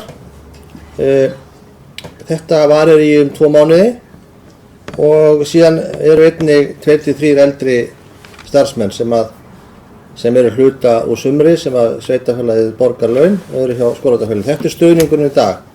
Þannig að menn hafi það bara á hreinu, svo það afstætt hvort að menn finnst þetta nóg, of lítið, eða hugsanlega kannski einhverjum finnst það of mikið. Og það þá verkefni þá að svona fara yfir það og ég fagna því. En kannski ætti, ég held að það sé nú kannski það umhugsunarefni sem mér hefur fundist að skoða þetta, að í samningnum sem er í við Skógræktarfélagið til dæmis ekki getið þessi tilteknu hliðarverkefni. Það eins og við höfum verið að gera var til dæmis samninginu í Íþrótta- og tómstundafélagi, þá hafa verið að setja allt inn í þá samninga sem að heyrir undir einhvers konar aðkomu sveitarfélags, þessi að stuðning sveitarfélags í hvaða formi sem það er. Og mér finnst það minnst rétt að bursið frá því hver upphæðin ætti að vera, að svona samningur tiltæki þá líka svona hluti, ekki bara peningana, heldur líka þá hvaða önnur atriði það eru sem sveitarfélagið að koma að í verkefnum félagsins. En ég endurtek það og ítreka að Skógræktarfélagið Mosfellsbæjar hefur hér lyft grettistökum hér gegnum árin fyrir bæinn. Theodór Gjörsvæl.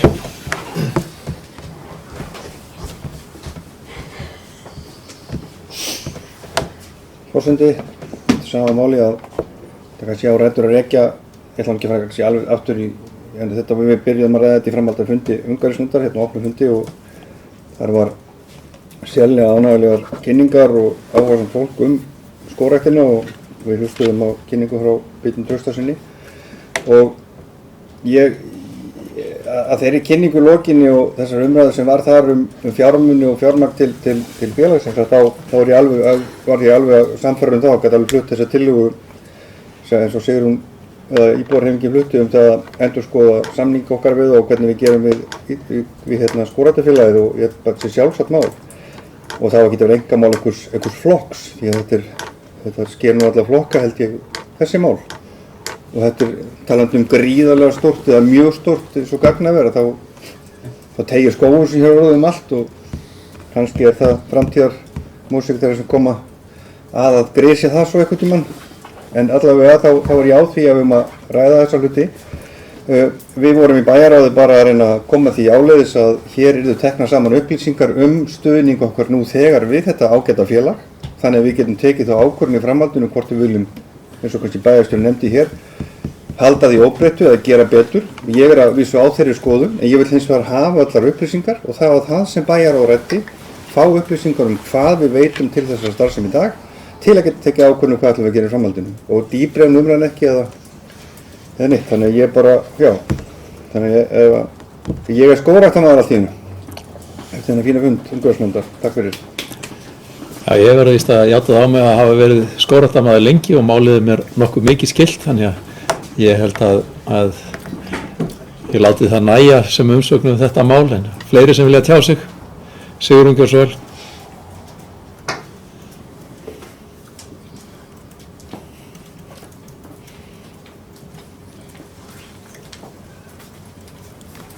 Já, ágæti forseti. Mér langar nú að benda á það varðandi þessa tillögu sem íbúarhreyfingin setti fram á fundi bæjarráðs, eða hvað var það bæjarstjórnar, upphaflega á fundi bæjarstjórnar.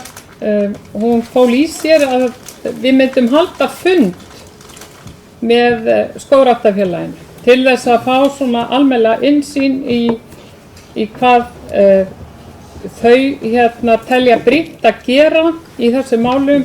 Þá lagði ég til að við myndum halda fund og fengjum í bæjarráði og fengjum að heyra sem sagt hverja þeirra þarfir væru. Samkvæmt mínum upplýsingum þá snýst þetta mál fyrst og fremst það að nú skógurinn orðinn svo úr sér vaxinn að það þarf að fara að grísja hann til þess að hann deyi bara ekki. Þetta, það hætt á því að það mikla starf sem að Skógræktin hefur verið að vinna undanfarin ár, það bara spillist vegna þess að þau hafa ekki bolmagn til þess að grísja. Við vitum líka þegar við lesum ársskýrslurnar að það hafa komið upp ýmis vandamál varðandi vinnuskólann sem að Mosfellsbær hefur verið svo góður að lána Skógræktinni. Sú vinna, hún þarf að vera undir í umsjá fagfólks vegna þess að sú vinna hefur bara gengið mjög misjafnlega vel.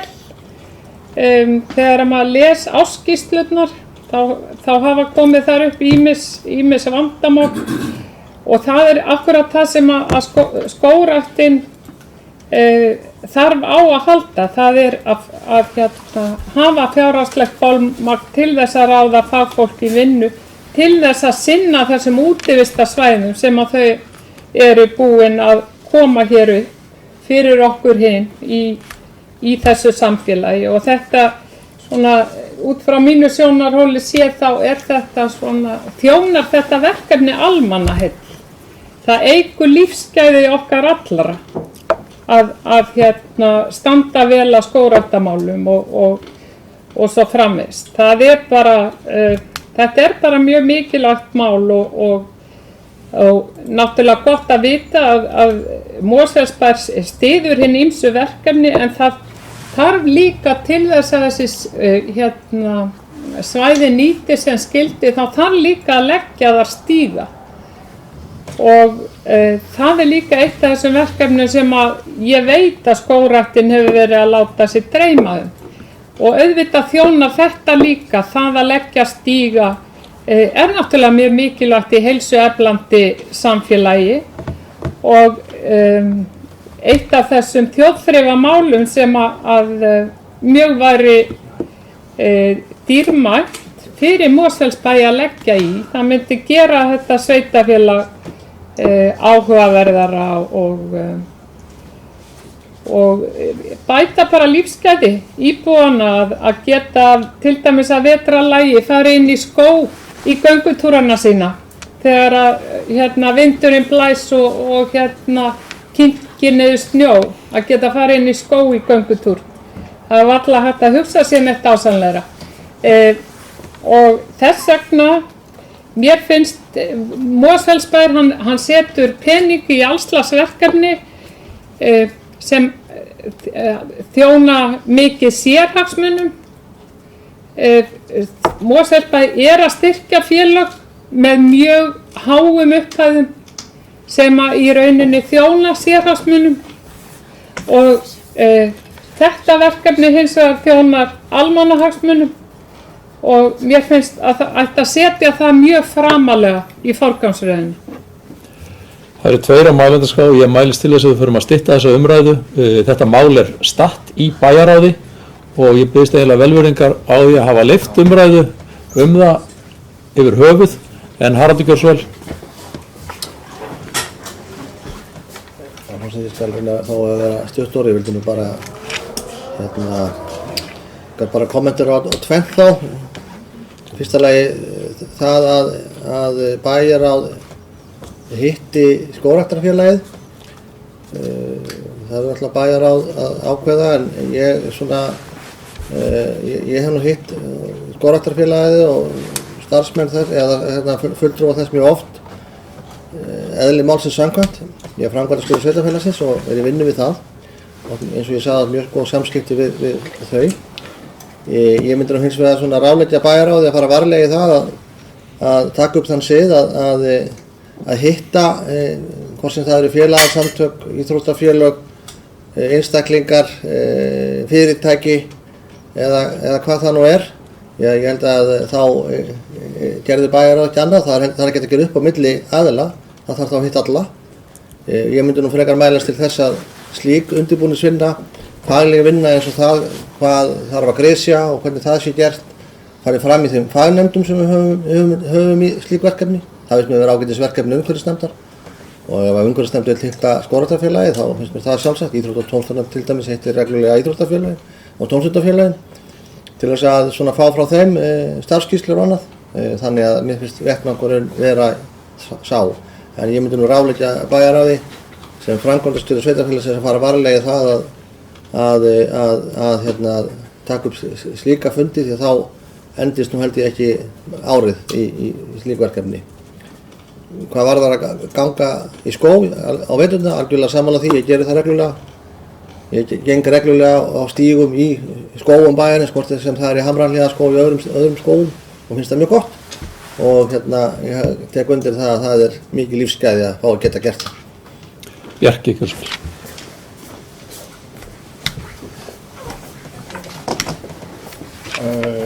Forseti, það er rétt eins og forseti sagði áðan að málið kemur hér aftur inn á þetta borð og verður örugglega að tala aftur um það þá.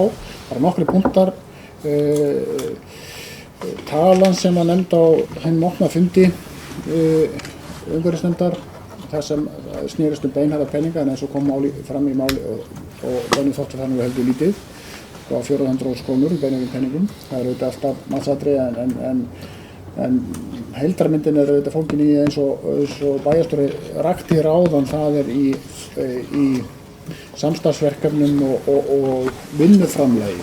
Þá lítur myndin öðruvísi út og það verður kannski skynsamlegra að hafa þann háttinn á líkt og gert er í samningu við íþróttafélög.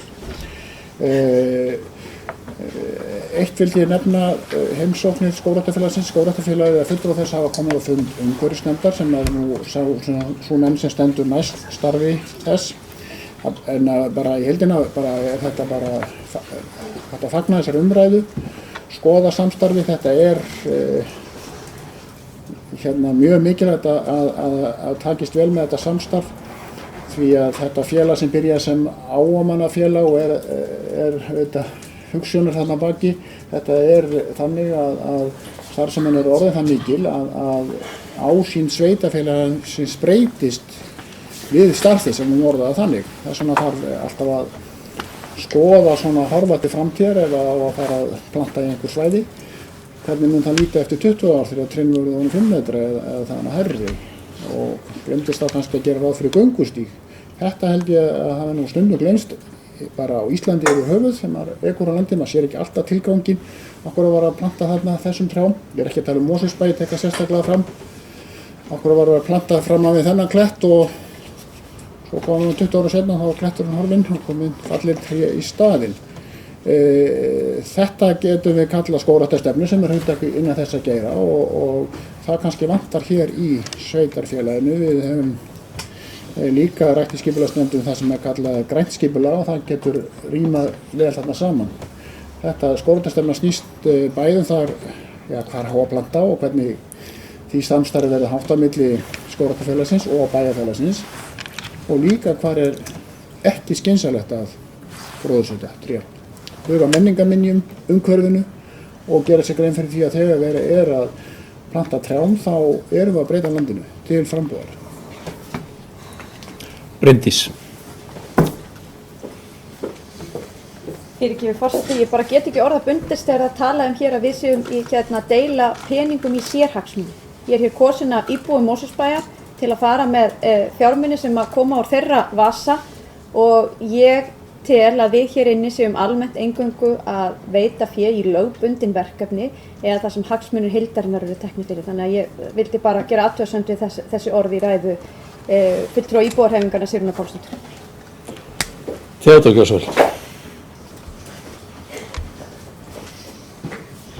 Forseti örstutt bara taka undir það sem Bryndís segir og líka minna á barnasáttmálann og það sem er fjallað um hann og mikilvægt þess að komast að íþróttum. Ég gerir ráð fyrir þess að vera að vísa til, ef ég þekki rétt kannski, ég ætla ekki að nefna það, en ég held að við höfum passa okkur á sérhagsmunum og einhvern svona ég er ekki hérna fyrir einhverja sérhagsmuni. Takk. Fleiri sem æskja þess að taka til máls þessa fundagerð, svo er ekki. Hún er borin upp til samþykktar, þeir sem að samþykkja kjörsorgjamerki. Takk fyrir, hún er samþykkt með 9 atkvæðum. Átökum við fyrir fundagerð 243. fundar fjölskyldunefndar sem haldið var föstudaginn 13. maí. Orðið að laust fundagerðina. Kolbrún, gjörðu svo vel.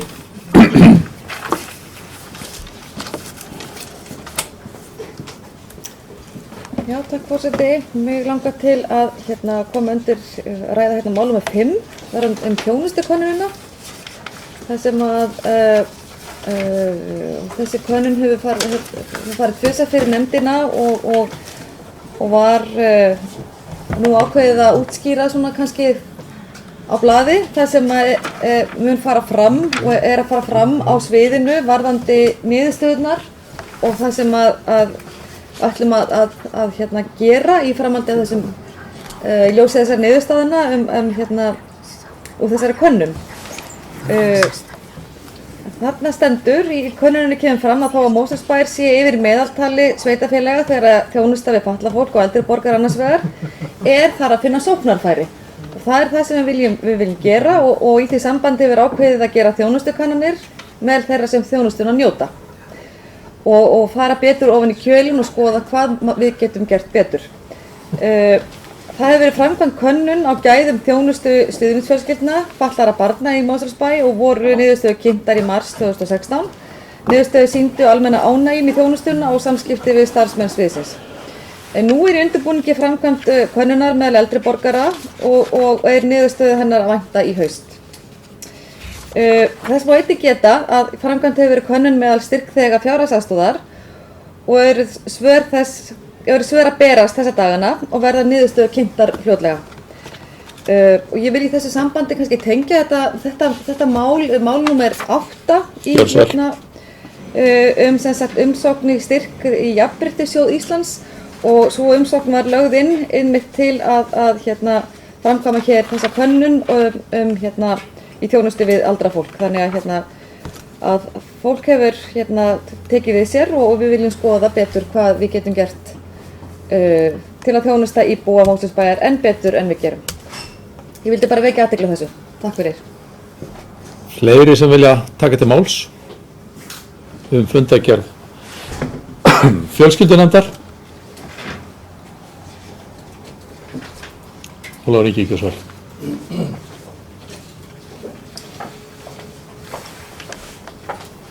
Forseti. Það kviknuðu hérna spurningar þennan lestur. Aðra 2. Það var í sambandi við þá könnun meðal eldri borgara sem þetta er boðuð og vísa þær í styrkumsókn til Jafnréttissjóðs, minni mig. Mér langar að kannski heyra hvað verður ef að, nú held ég að sé ekki búið að afgreiða styrkveitingum sjónum og þá langar við kannski að vita hvað verður ef að fannst ekki styrkur, er þetta háð styrknum og síðan var það þá könnun hjá þeim sem njóta hér fjárhagsaðstoðar með hvaða hætti sú könnun er gerð, hvernig hún er framkvæmd. Kolbrún, gjörðu svo vel. Já, ég vil að svara Ólafi þessum 2 spurningum. Varðandi það hvort að þessi könnun verði framkvæmd þó að við fáum ekki styrkinn, þá er svarið bara já, könnunin verður framkvæmd þó að við fáum ekki styrkinn. Það er mikill bónus að fá þetta styrk, en ef við fáum hann ekki, við erum alltaf vongóðum að fá hann, en við veitum alltaf ekkert um það, en við vonumst til að fá hann, en ef við fáum hann ekki, þá verður þessi könnunin framkvæmd þrátt fyrir það. Hitt varðandi þá aðila sem eru á fjárhagsaðstoð og könnunin, hvernig við komum upplýsingu til þeirra, það er gert rafrænt. Þannig að við sendum, spurningarnar eru sendar til þeirra í tölvupósti og svörum bara verið ágætt síðast þegar við sé. Og þetta hefur ekki verið gert áður, þannig að það var við vorum eiginlega mest hissa á því hvað svörin var góð og þökkum náttúrulega þeim sem svöruðu og vonumst til að sem flestir svari. Fleiri sem æskja að taka til máls, annars eru gjörðu svo vel. Forseti, mér bara að heyra aðeins meira þessa könnun sem að bæjarfulltrúi Kolbrún og formaður fjölskyldunefndar var að tala hér, könnun með þeirra sem njóta fjárhagsaðstoðar. Hún gerð í tölvupósti, fólki svarað að þakka fyrir. Hvernig berast svörin? Berast þau í tölvupóstunum? Eru þau persónugreinanleg? Ég mér bara að vita meira hvernig þessi könnun framkvæmd. Kolbrún Björnsson. Sko, ég get ekki svarað því alveg fullkomlega hvort að hún sé persónugreinanleg, en þetta eru ekki margir aðilar sem að ræða og það gerð upp svona monkey survey könnun eins og svona þekkt þannig að þeir gera bara svara henni og svörin berast hér upp á svið. Okay. Fleiri hafa ekki óskað þess að taka til máls, þannig að umræðum er lokið. Þeir sem að staðfesta fundargerðina gjörðu svo ekki að merki. Takk fyrir, hún er staðfest með 9 atkvæðum. Þá tökum við fyrir fundargerð 200. fundar Íþrótt- og tómstundanefndar sem haldin var 17. maí og það er hér tillaga að fyrsta máli verði vísað aftur til nefndarinnar þar sem að gögnin sem lágu fyrir fundinum hafi kannski einhver leyti verið orðin úrelt þegar að þau voru til umræðu í nefndinni, ef að svo má orðið komast, eða röng og þannig að eru allir sammála því að vísa þessu fyrsta máli tilbaka til nefndarinnar. Takk fyrir, það er samþykkt með 9 atkvæðum. Þá er orðið laust fundargerðina að öðru leyti. Ef að enginn kveður sér hljóðs þá er umræðum lokið og ég vek athygli á því að hér er tillaga niðurstöðu í máli sem við vísuðum tilbaka til nefndarinnar á síðasta fundi varðandi stuðning við afreksfólk og þar sem er búið að nýjar tillögur liggja fyrir. Þannig að það er ljóst hvað við erum að fara að greiða atkvæðum. Theodór, varst að biðja orðið? Gjörðu svo vel. Og forseti, ég ætlaði nú kannski ekki að gera það. Þetta er nú kannski þessar reglur sem ást að vísa í og við vísum tilbaka og nú búið að semja eru mér finnst þetta bara verulega gott hjá nefndinni. Það er að segja við stöndum bakið ríkulega bakið á afreksíþróttafólki og við svo sem þekkjum til þeirra sögu og hvað þetta er tímafrekt og leggur mikið á þetta unga fólk sem er að koma sér í fremstu röð og mér finnst bara ég held að önnur sveitafélög mættu taka þessar reglur til fyrirmyndar og kannski apa þær eftir okkur ef ég kannski segja það. Þannig ég býst ánægður með þessa niðurstöðu nefndarinnar. Takk fyrir. Það eru fleiri sem aðskilast til máls, svo er ekki umræðan lokið þeir sem samþykkja gjörðu svo ekki að merki eins og takk fyrir fundargerðin og einstöku erindi eru samþykkt með 9 atkvæðum. Þá erum við komin í fundargerð 413. fundar skipulagsnefndar sem haldið var 17. maí. Bjarki, gjörðu svo vel. Bara fórstu, við má gera breytið því að fórstu eftir því að líka fundi málið nr. 8 ef það verður tekið til umræðu.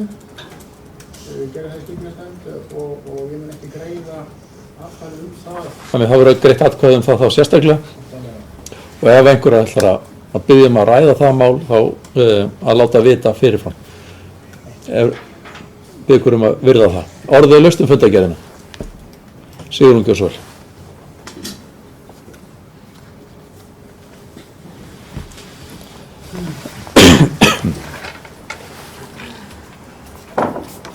Já, ágæti forseti, ég kem hér fram undir máli nr. 2.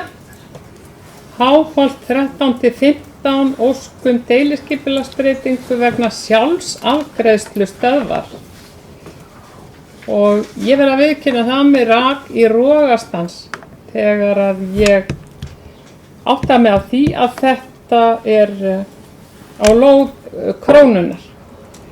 Og þar er verið að óska eftir því að setja upp enn eina bensínstöðina eða eldsneytistöðina og reyndar fyrir rafhleðslu líka. á nokkur 100 metra bili yrðu þá 3 bensínafgreiðslu stöðvar hérna við Háholtið og Langatanga. Það sem að hérna mig undrast, það sem undrar mig að þessu erindi hafi ekki bara beinleiðis verið hafnað vegna þess að þetta nú einu sinni miðbærinn okkar. Þarna verið að selja matvæli, þarna matvælaverslun, þarna fiskibúð, þarna bakari og svo að bæta bensínstöð eða sem sagt svo að vera að hugleiða hvort eigi að bæta við bensínstöð þarna á lóðinu. Og ég verð að segja það að hérna svona erindi finnst mér finnst niðurstaða fundarins skrítin að afla frekari gagna þetta mál. Mér finnst einhvern veginn bara að liggja í augum uppi að hérna svona viljum við ekki fara með miðbæinn okkar. Það nú sannlega styttra í bensínstöðina við Sunnukrika heldur en Langatanga. Því sitja haga haldið en Theodór Gjósvel. Forseti, sama mál og kannski þökk sér fyrir að við erum fleiri í bæjarstjórn eða heldur en kannski íbúahreyfingin. Við reynum að taka mál til meðferðar og þau fá bara umfjöllun. Hversu margar bensínstöðvar að vera, hversu langt á að vera milli ég kann ekki að segja það. Ég held að markaðslögmál ráði því eitthvað leyti, þannig við býðum bara gagna og frekari gagna til að taka ákvörðun. Þannig ég býð bara þess tíma. Og hérna þannig að hvort eru 2, 4 eða 3 ára hvað langt á milli þá verður bara tíminlega ljós.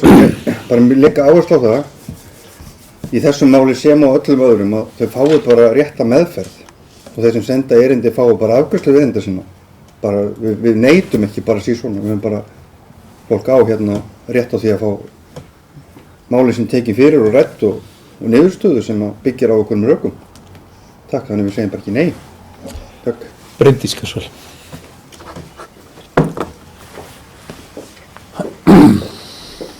Já, forseti, ég ætla líka að fá að taka til máls undir þessum lið en hann lítur að því að það fyrirtæki sem á hér Krónuhúsið, svo kallaða, eða húsnæði sem Krónan í og fleiri verslanir og með lögulegu samning þessa lóð hefur sem sagt komið að máli við okkur og óska eftir því að fá að setja þarna upp eldsneytisstöð.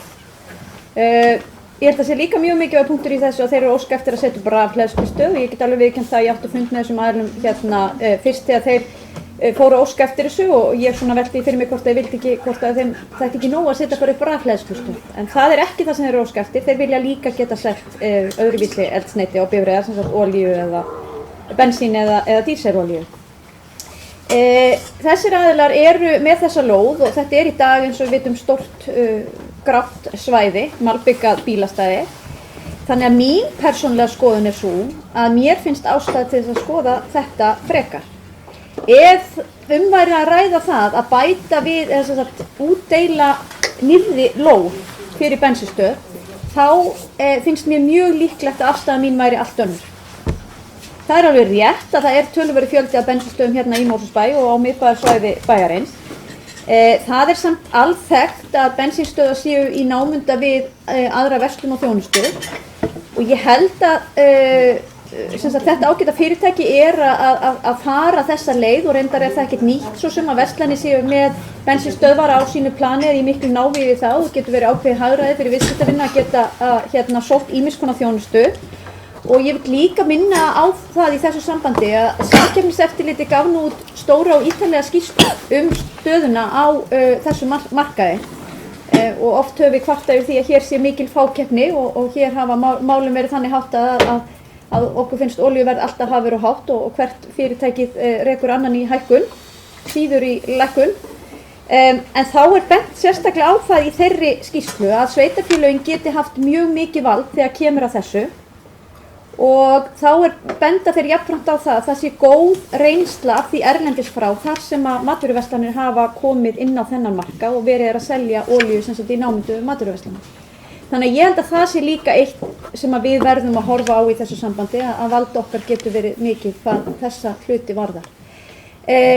Ástæðan fyrir því að við óskum eftir frekari gögnum var vegna þess að það var líka spurningar beygjurradísar, er þetta rétta staðsetningi nákvæmlega á lóðinni, hvað felur þetta í sér, hvað þarf að grafa þarna niður, eru greidd þá fyrir það einhvers konar gjöld, hvers konar framkvæmdir þetta, ég veit að þetta þarf auðvitað sko framkvæmdarleyfi frá heilbrigðiseftirlitinu og annað þess háttar og þetta eru svona hlutirnir sem við vildum að vera skoðaðir þannig að fólk hefði þá frekari upplýsingar á borðinu þegar það tekur afstöðu til erindisins. Anna Sigríður Björnsson. Forseti, ég kem upp hér undir sama máli. Ég vil byrja á því að lýsa því yfir, ég er algjörlega öndurum með við bæjarfulltrúa Theodór það að markaður megi ráða því hvar verið eldsneytissala fer fram í samfélaginu. Hafandi sagt það, mér finnst mikilvægt að það kæmi fram hér og að ég væri ósammála honum þetta. Hafandi sagt þetta þá finnst mér að góð vinnubrögð hjá nefndinni að fara í skoðun á þessu máli. Auðvitað er alltaf best, hérna eigum að kappkosta að undirbyggja allar okkar ákvarðanir á sem bestum gögnum. En í samhengi við það að ég hef þá skoðun að markaðurinn eigi ekki að ráða því sem sagt hvar eldsneytisstöðvar eru og ég hef enga trú á því að eldsneytisverði í Mosfellsbæ lækki þó að komi enn bensínstöðin á sama blettin. Þess að þarna eigum við að nota okkar skipulagsvald en ég vil fá að vita bara meira eins og ég segi mér gott að þetta verði skoðað en ég vil bara lýsa strax núna bara miklum fyrirvörum við það að í þessu sveitarfélagi okkar hér það verðum við með eldsneytis og ég vil endilega fá rafhleðslustöð eða hvað heita, það vantar hérna en við verðum með bensínstöð, við verðum að selja eldsneyti í miðbænum við Langatanga, við verðum að selja bensín í miðbænum hérna bara fyrir utan hjá okkur, við verðum að selja eldsneyti í miðbænum við Krikaskóla og ég hefði haldið fyrir samfélagið okkar og þó að margir fari hér í gegn sérstaklega við sumartíman þá sé það bara hérna úr nægu að velja á markaði til þess að fara að ná sér í eldsneyti en hérna það er kannski ég dálítið svona samfæringu fyrir þessu en ég ætla samt að bíða eftir að fá gögnin en hins vegar er ég alveg samfæring það að bensínverðið lækkar ekki þó að við verum hér með bensínsölu eða hverju húsi. Sigrún Björnsson.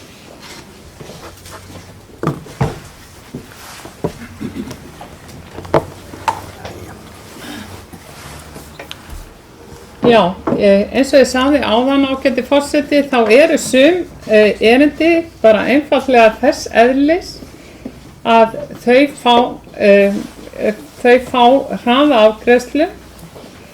Ég vil benda til dæmis að mál 7 þar var niðurstaðan að við burtséð frá því hvaða mál var verið að ræða. Nefndin er neikvæð fyrir erindinu og telur að skipuleggja skuli svæðið í heild. Sem sagt, nefndin taldi enga ástæðu til að afla frekari gagna í þessu máli þannig að það var bara tekin ákvörðun. Þetta gengur ekki upp og hérna málinu lokið. Mér finnst þetta mál þess eðlis að það ætti að fá sömu málsmeðferð vegna þess að í fyrsta lagi er alls ekki hægt að tala fákeppni þar sem að eldsneytisstöðvar er að finna í nokkur 100 metra radíus eru hér 4 þá eldsneytisstöðvar ef að þessi bætist við. Þetta er í nokkur 100 metra radíus. 4 eldsneytisstöðvar í miðbæ Mosfellsbæ. Þetta er bara í rauninni, já, það er eiginlega að leggja þetta mál fyrir umhverfisstofnun eða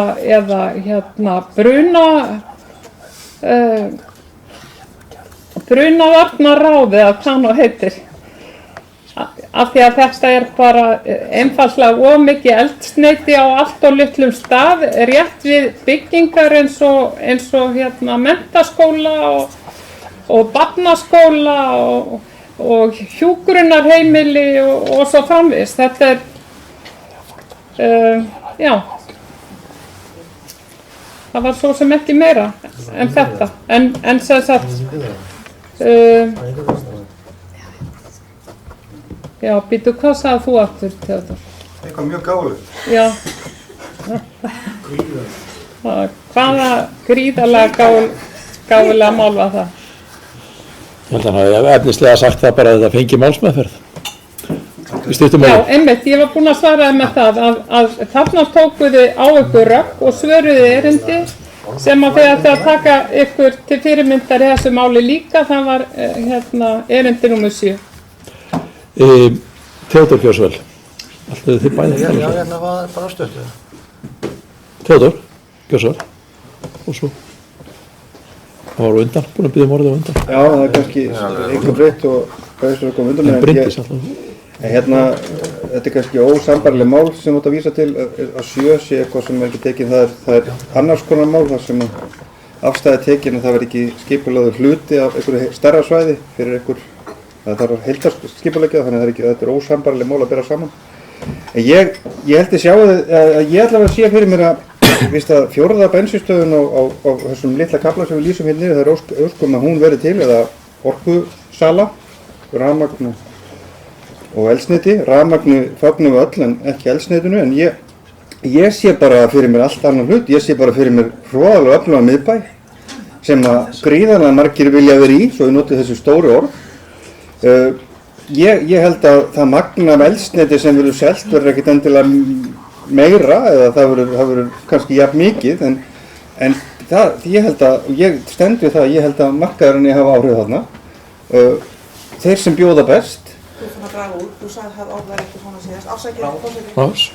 Ég fann að draga úr, en ég held áfram að við erum að láta markaðsöflin ráða þessu og við erum ekki að segja að þessi komi nóg þegar fleiri vilja að vera og við erum að fagna því hvað þetta er öflugum miðbær. Hér er allt að gerast, hér sjá menn framtíðatækifæri og við erum að sjá þau líka. Og ég held að eldsneytið muni vera hluti af því. Og kannski það séur nefnir, málinn sem hún vísa til nr. 7 er ekki sambærilegt því sem við erum að ræða hér. Takk. Haraldur Gjörsvel.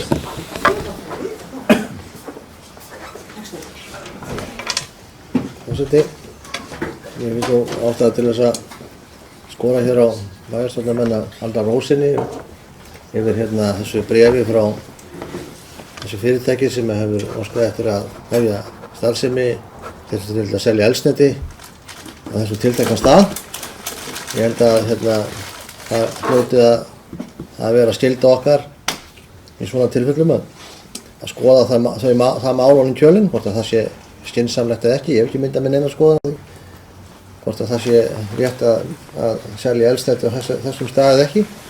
En ég treysti skipulagsnefnd mjög vel til þess og fullkomlega til þess að fara yfir það faglega og komast á faglegri og skynsamlegri niðurstöðu sem við getum síðan fjallað hér. Ég held að við eigum líka að láta þeim aðilum eftir sem þau mál fjalla og gefa út starfsleyfi fyrir slíka starfsemi að meta það hvort að bensíntankar neðanjarðar, ef við skildi orð bæjarfulls og rétt sé orðið hættulega eða það sé orðið einhver hættuástand hérna í miðbænum. Það er ekki okkar hér við þetta borð að meta það, til þess bæra aðila. En ég held að það sé nú líka töluvert sannleikskorn í því, þó að einhverjir séu kannski því ósammála að markaðurinn hafi eitthvað það að segja, svona hlut að segja eins og Theodór nefndi. Ég geti til dæmis alveg ímyndað mér það eftir einhver ári eða áratugi muni til dæmis markaðurinn kalla á það eða verða þess valdandi að bensínstöð hér einn sem er hér á fjölfarnasta götuhorni bæjarins mun ekki lengur verða bensinstöð, heldur eitthvað allt annað, vegna þess að svo uppbygging og svo starfsemi önnur sem í miðbænum er og hér í bænum muni kalla á að svo lóð verði nýtt með öðrum hætti. Þannig ég held að markaðurinn getur líka alveg umbreytt bensinstöðum í eitthvað annað. Og ég segi endurtek það kæmi mér ekkert á óvart að það gerist kannski ekki næstu árum en svona einhverjum árum eða áratugum gæti ímyndað með það að það gerðist. Og ég held líka að okkur beri skylda til þess að skoða svona erindar ofan í kjölinn, sérstaklega með tilliti til þess að niðurstaða samkeppniseftirlitsins og skýrsla hennar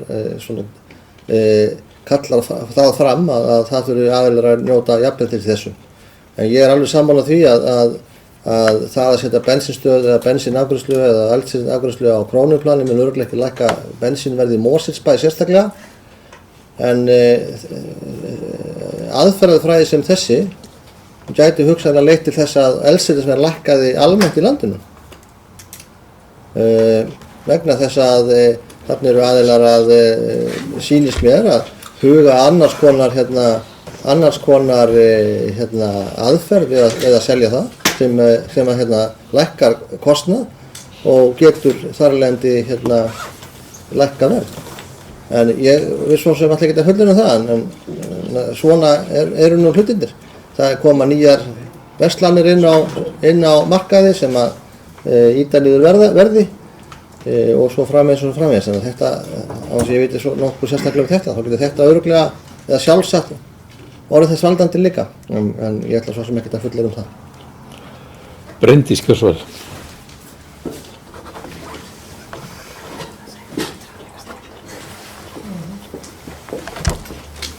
Já, forseti, bara aðeins til að árétta frekar það sem fram hefur komið í þessari umræðu fyrir það fyrsta, þá finnst mér nú málflutningur fulltrúa íbúarhreyfinganna lýsa þessu máli og einhverju öðru máli síðar í dagskránni þar sem var tekin ákvörðun við vorum neikvæð fyrir erindunni. Þetta bara svo tvö gjörsamlega ólík mála að það með engum hætti hægt að bera það saman, en ég ber fulla virðingu fyrir þeirri afstöðu fulltrúa íbúarhreyfinganna vilja segja bara strax nei. Það bara afstaða. Og allt í lagi með það og gott að hún komi hér upp og tjái hana og það sé það ljóst að það afstaða íbúarhreyfinganna. Afstaða mín aftur móti svo að mér finnst full ástæða til þess að skoða þetta frekar og eins og ég sagði hér áðan þá sé ég ekki einhverja augljósa neikvæða þætti við þetta að svo stöddu. Ásýnd mín samt fyrir hennar miðbæ út að ég hef mjög mikinn metnað fyrir uppbyggingu miðbæjar í Mosfellsbæ. Og ég hef líka mjög mikið metnað fyrir svona virkum samgöngumátum og að við notum í auknum mæli almenningssamgöngur, hjólreiðar og göngum á milli staða. Ég rek 5 manna heimili og þrátt fyrir það að ég hjóli mjög mikið og taki strætó, að þá það nánast í undantekningarlaust svoleiðis að ég fer á bílnum mínum út í búð. Vegna þess að ég einfaldlega að kaupa það mikið að það betra að hafa bílinn meðferðis. Þannig að ég sé töluvert hagræði í því fyrir neytendur sem að koma í þessa verslun eins og Krónan sem að almennt þannig að fólk kemur á bíl í þessa verslun að á sama stað sé hægt að kaupa eldsneyti. Mér finnst líka mjög mikilvægt að þetta líka rafhleðslustöðvar og ég myndi gjarnan vilja sjá hina aðilina sem hér eru að selja eldsneyti horfa inn á þann markað í auknum mæli og ég vona svo innilega að gefa það. Og ég tek líka undir það sem að fram kom hér í máli bæjarstjóra og ég held að Theodór hafi líka verið að koma orðum að sjá alveg fyrir sér að miðbærinn muni breytast frá því sem nú og það til dæmis eins og lóð enn eins kunni að vera það verðmætt lóð hér þegar miðbærinn byggist upp að það sé verðmættar að hafa eitthvað annað eða allavega eitthvað meira á lóðinni heldur en nú og það einhver framtíð sem ég sæi vel fyrir mér.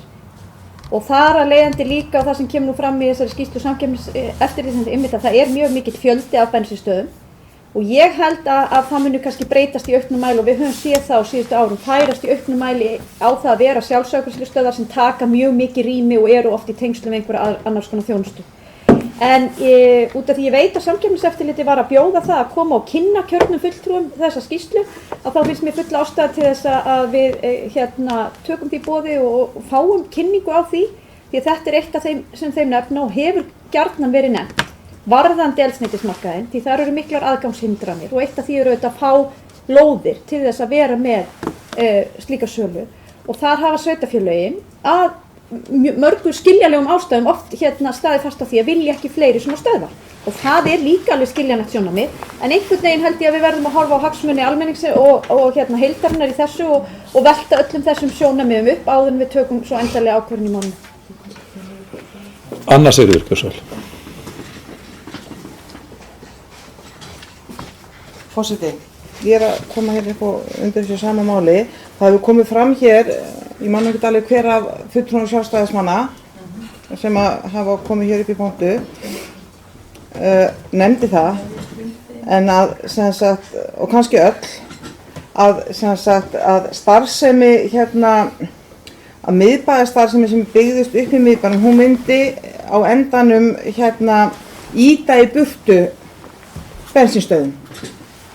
Við erum ekki að tala um einhverja sérstaklega bara bensínstöðum. Sko, ég held við þurfum bara líka að hugsa, sko, hvernig starfsemi, sko, hvernig lokkum við hingað einhverja spennandi miðbæðarstarfsemi. Ég er ekki viss við gerum það með að bæta við bensínstöðum. Ég bara er ekki viss það. Og þess að við vantarlega viljum einhverja fjölbreytta og svona miðbæðarstarfsemi starfsemi á þetta svæði. Ég vildi bara segja þetta, en ég ætla svo ekki að endurtaka það sem ég sagði áðan, að ég vil bara fá þessa niðurstöðu skoðun sem er að fara fram, en fyrst að fólk er hérna alltaf, það streyma hér sjálfstæðismenn í pontu og ræðum ágæti fleiri bensínstöða, þá bara fannst mér ég verða að koma líka til þess að tala aðeins gegn þeim, og ég vil endilega, og lengjaðinsfundin, að ég vona að Theodór Kristjánsson hafi orðið fótaskortur á tungunni, eða hafi skriplað á skötu hér í pontu fyrr, þannig að komið náðan, þess að það var ekki að skilja annað en að hann hefði þessa háleitu framtíðarsýn fyrir miðbæ Mosfellsbæjar, hér væri bara sko nánast bensínstöð á hverju horni, vegna þess að á endanum myndu bensínstöðarnar ryðja í burtu, sko, þeim yrði rutt í burtu. Ég held þetta sé bara ekki alveg svona, með fullri virðingu fyrir vini mínu bæjarfulltrúa Theodór Kristjánssoni, sem að yfirleitt alltaf leggur mjög gott til málana. Við erum náttúrulega ekki að taka ákvörðum þetta mál núna, svo ég bara endurtekja aftur, og hér hafa menn komið í punkt og endurtekja aftur, þannig að mér er heimilt að endurtaka líka mig í stend hérna, að en ég var komið með smá ráðleggingar í restina, þess að ég er náttúrulega gamal reynd húsmóðir á stóru heimili. Ég keypti mér tösku á hjólum og labbaði með hann út í búð. Mjög þægilegt, sumir kalla þetta ömmutösku og maður lætur það bara ekki á sig fá og maður býður almenningsálitinu byrgin og fer með tösku á hjólum út í búð. Og varðandi það sé þægilegt að fara á bílnum, og auðvitað, maður gerir sekur það að fara í bílnum í búðina, sko, ég get nú þegar keypt bensín á lóð við hliðin á búðinni. Ég þarf ekki bensínsölu á sömu lóð. Punktur. En svo bara býð ég spennt eftir þessari niðurstöðu og ég bara benda á að hér er búin að vera mjög löng umræða mál sem er ekki til ákvörðunar hérna, vegna þess að það er inn í kerfinu í skoðun. Forseti. Einmitt. Sigrún, búin að biðja orðið örstutt. Já, ágæti forseti, mér langar bara að því að sko svo sýn sem að D-listi augljóslega hefur á yfirbragð miðbæja, allavega í ár. Hún vekur mér svo mikinn hroll að ég verð að minna D-lista á græna miðbæinn sem að þeir auglýstu fyrir 2 kosningum síðan. Þá er pláss í grænum miðbæ fyrir bensínstöð. Við höfum eitt huggulegasta bakari og kaffihús landsins þarna akkurat á þessum bletti, á fólki sem kemur hingað allstaðar að höfuðborgarsvæðinu til þess að fá sér kaffi í þessu huggulega kaffihúsi, á það að horfa á bensínstöð fyrir utan gluggann sinn í fína græna miðbænum sem að þið sögðust ætla að skapa fyrir 6 árum síðan. Kolbrún Gjörsvel. Ég held að við förum svo að stytta þessa umræðu. Þú segir þetta alltaf þegar ég kemur. Nei, ég var búinn að segja það áður fyrir geðu. Það var ekki beint gegn þér. Það voru ótal hendur á lofti hérna sem að allir þessum kommentíum. Takk forseti, allt í góðu. Ég veit ekki, ég ætlaði ekki að koma upp og tjá mig þetta. Ég hef bara held ég verð að gera það. Vegna þess að þessar ræður sem ég er búin að hlusta á hérna, þær eru náttúrulega með ólíkindum. Og ég meina, hér liggur fyrir umsögn svona framtíðar bensínstöðar, þetta er framtíðar tónlist og mér hugnast þetta form á bensínstöðum og rafleiðslustöðum mjög vel. Mér hugnast þetta form hérna hinum megin ekki sérstaklega vel. Og við vitum það að mögulega eru dagar þessara bensínstöða taldir. Hvort sem það er á meðan við lifum eða ekki, þá veit ég að það verður breyting. Og ég ætla að vona að fleiri taki sér önnur sigri til fyrirmyndar og til í hérna með kærurnar sínar. En í alvöru tala, hættum þessu, sko, við viljum okkur þykir öllu jafnvænt miðbæinn okkar. Við viljum öll að hér blómstri falleg byggð. og mannvænlegur miðbær. Mér finnst þetta vera með ólíkindum hérna, þessar ræður sem minnihlutin hefur haft hérna uppi. Þannig ég get eiginlega ekki orðabundist. Þetta er framtíðin, þessi tegund af rafhleðslu og bensinstöðum. Við erum komin hingað til að, máli liggur hér fyrir til skoðunar. Mér hugnast þetta mál og að skoða þetta vel, allavega að sjá hvað við getum gert. Auðvitað viljum ekkert fleiri einhver risastór bensinstöðaplön hér allar trissur. Og með þvottastöðum og öðru slíku. Þetta er engin sóma af þessi miðbæjum. En byrjum þá að breyta og skoðum þetta. Já, því að það er eiginlega allir að tjá sig hérna, þá ætla ég nú að lýsa yfir að ég er ekkert sannfærður ágæti þess að fá bensinstöð á þetta ágæta plan, en Theodór gjör svo vel. Já, komin aftur. Nei! Ég þarf einmitt að annars sér bæjarfulltrúi við hlusta á mig, því að Ég þarf eiginlega að fara fyrir að hann var átt. ágætt að það komið fram líka, en bara svo að það þarf vilja til að misskilja mig hérna, en svo ég rifja upp af hverju fórum í sumræðu, hún snerist það að bæjarfulltrúi Íbúðarhreyfingarinnar Sigrún vildi semst að við sagðum strax nei. Því er ég andsnúin, ég vil að mál fái meðferð. Hitt sagði ég, þar sem hún vísaði henni fannst nóg komið að bensinstöðum og ég er alveg viss það að það lifi ekkert 4, 5, 7, 8, 9, 10 bensinstöður hérna. Ég er alveg viss það. Ég vil bara leyfa öðrum heldur en okkur að ákveða það. Sem ég held að sé svona kannski eðlilegu framgangsmóti í staðinn fyrir að við ákveðum. Eða maður klára sig hún. Síðan það þá vísar hérna í eitthvað bakari. Ég ger það ráð fyrir að þú viljir ekki hafa þau fleiri nema þetta eina útvalda. Þannig ég leyfa mér bara að segja það að förum hægt og rólega yfir þetta og það sem að Anna Sirius sagði hérna áðan það að ég kemi hérna oft og leiði margt gott til, það er alveg hárrétt hjá henni, þannig að ég ger ráð fyrir henni misskil mig, því ekki vill ég gera neitt sem er eitthvað úr takti, en mér bara sko, ég fýpaðist, ég er með frábæra ræðu hérna, allt í lagi, þannig ég sammála hann sér að þetta er bara umræðustígi og gott og vel, en að vera að leggja eitthvað út af þessu, kannski svo sér kemur grænt miðbævis, ég ætlum að úða hérna olíu yfir allt saman og breyta þessi steypuklump og hér á engin lifandi að geta farið er bara algjörl úr takti. Eina sem ég er að segja það, leifum bara forminu að klára sig. Hættum með þessa forræðishyggju það hvað á að vera og hvar það á að vera og hvort það verður 70 bensinstöð, það verður aldrei. Róum okkur aðeins sko. En ég vil bara leyfa þessu máli að fara bara í eðlilegan farveg. Ég er fylgjandi því að allir fái tækifæri til að gera það sem langar til. Og bensínstöðvar, það orðið dálítið af sögunni til, eins og við sjáum hér út í glugga. Stöðvar stórar og miklar. Þetta verður í framtíðin líklega miklu meiri sjálfsafgreiðslu. Minna umleikis og við getum, já, allavega ég vil ekki ef við malbyggum hennan miðbæ, skemmum hann, breytum honum í eitthvað blátt fyrirkomulag, höfum það frekar grænt, já bara að segja, lefum bara hlutunum að rúla í sín vanagang og ég vil auðvitað allir fái tækifæri að gera það sem við langar til, lögum og reglum samkvæmt. Takk. Ólafur Ingi, en ákall enn að við fyrir að stytta þessu umræðu, en ekki beint neitt gegn þér. Takk fyrir.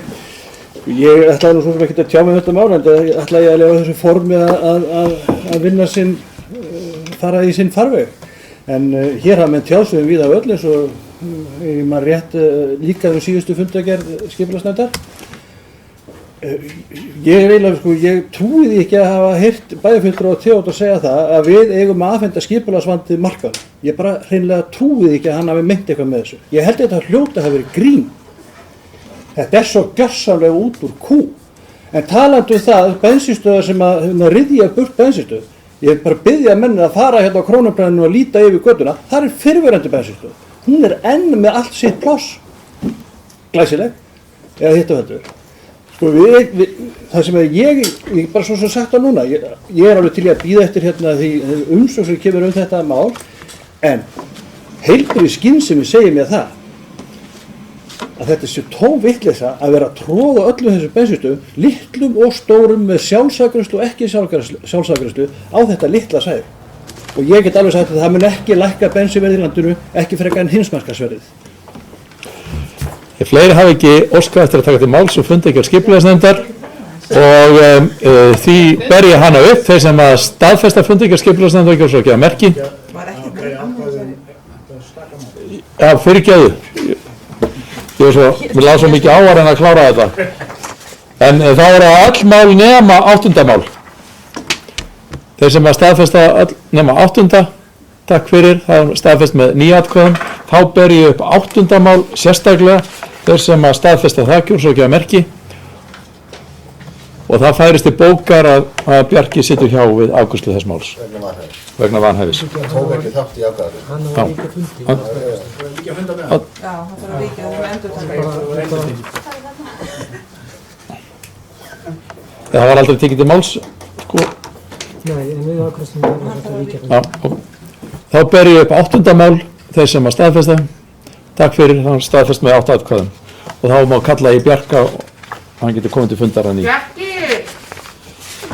Og þá erum við búin að ljúka því að afgreiða fundargerð skipulagsnefndar og við tekur fundargerð 34. fundar ungmennaráðs og enginn hefur kvatt sér hljóðs, umræðum lokið, þeir sem staðfesta kjósargjafamerki. Takk fyrir, staðfest með 9 atkvæðum. Þá er fundargerð til kynningar, það er afgreiðslufundur byggingafulltrúa, það er 287. fundur. Ætti að biðja máli, orðið? Nei, ég er ekki aðkvæði. Já, þá er bara lagt fram til kynningar, þetta er til kynningar. Bryndís, gjör svo vel.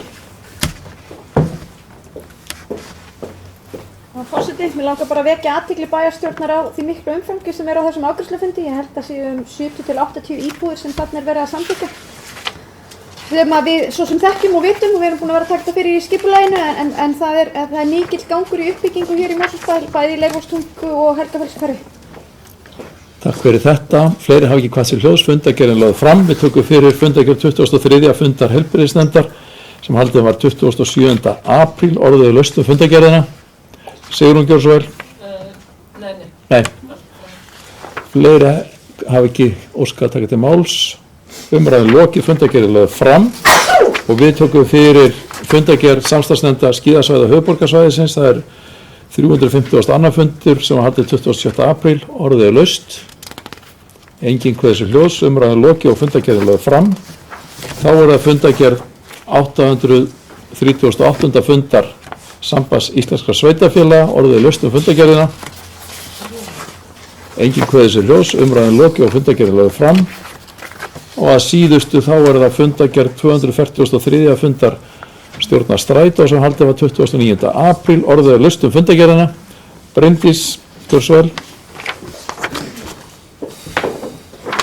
Já, takk forseti, að venju langar mig að renna hér yfir fundargerð Strætó til að vekja athygli ykkar á þeim málu sem þar hafa verið til umræðu. Í fyrsta máli var ársuppgjörðu okkar, eða sem sagt 3 mánaða uppgjör, lagt fram og staðfest að stjórn. Eins og fram kemur í fundargerðinni þá er gert ráð fyrir því að fjárhagsáætlunin standist.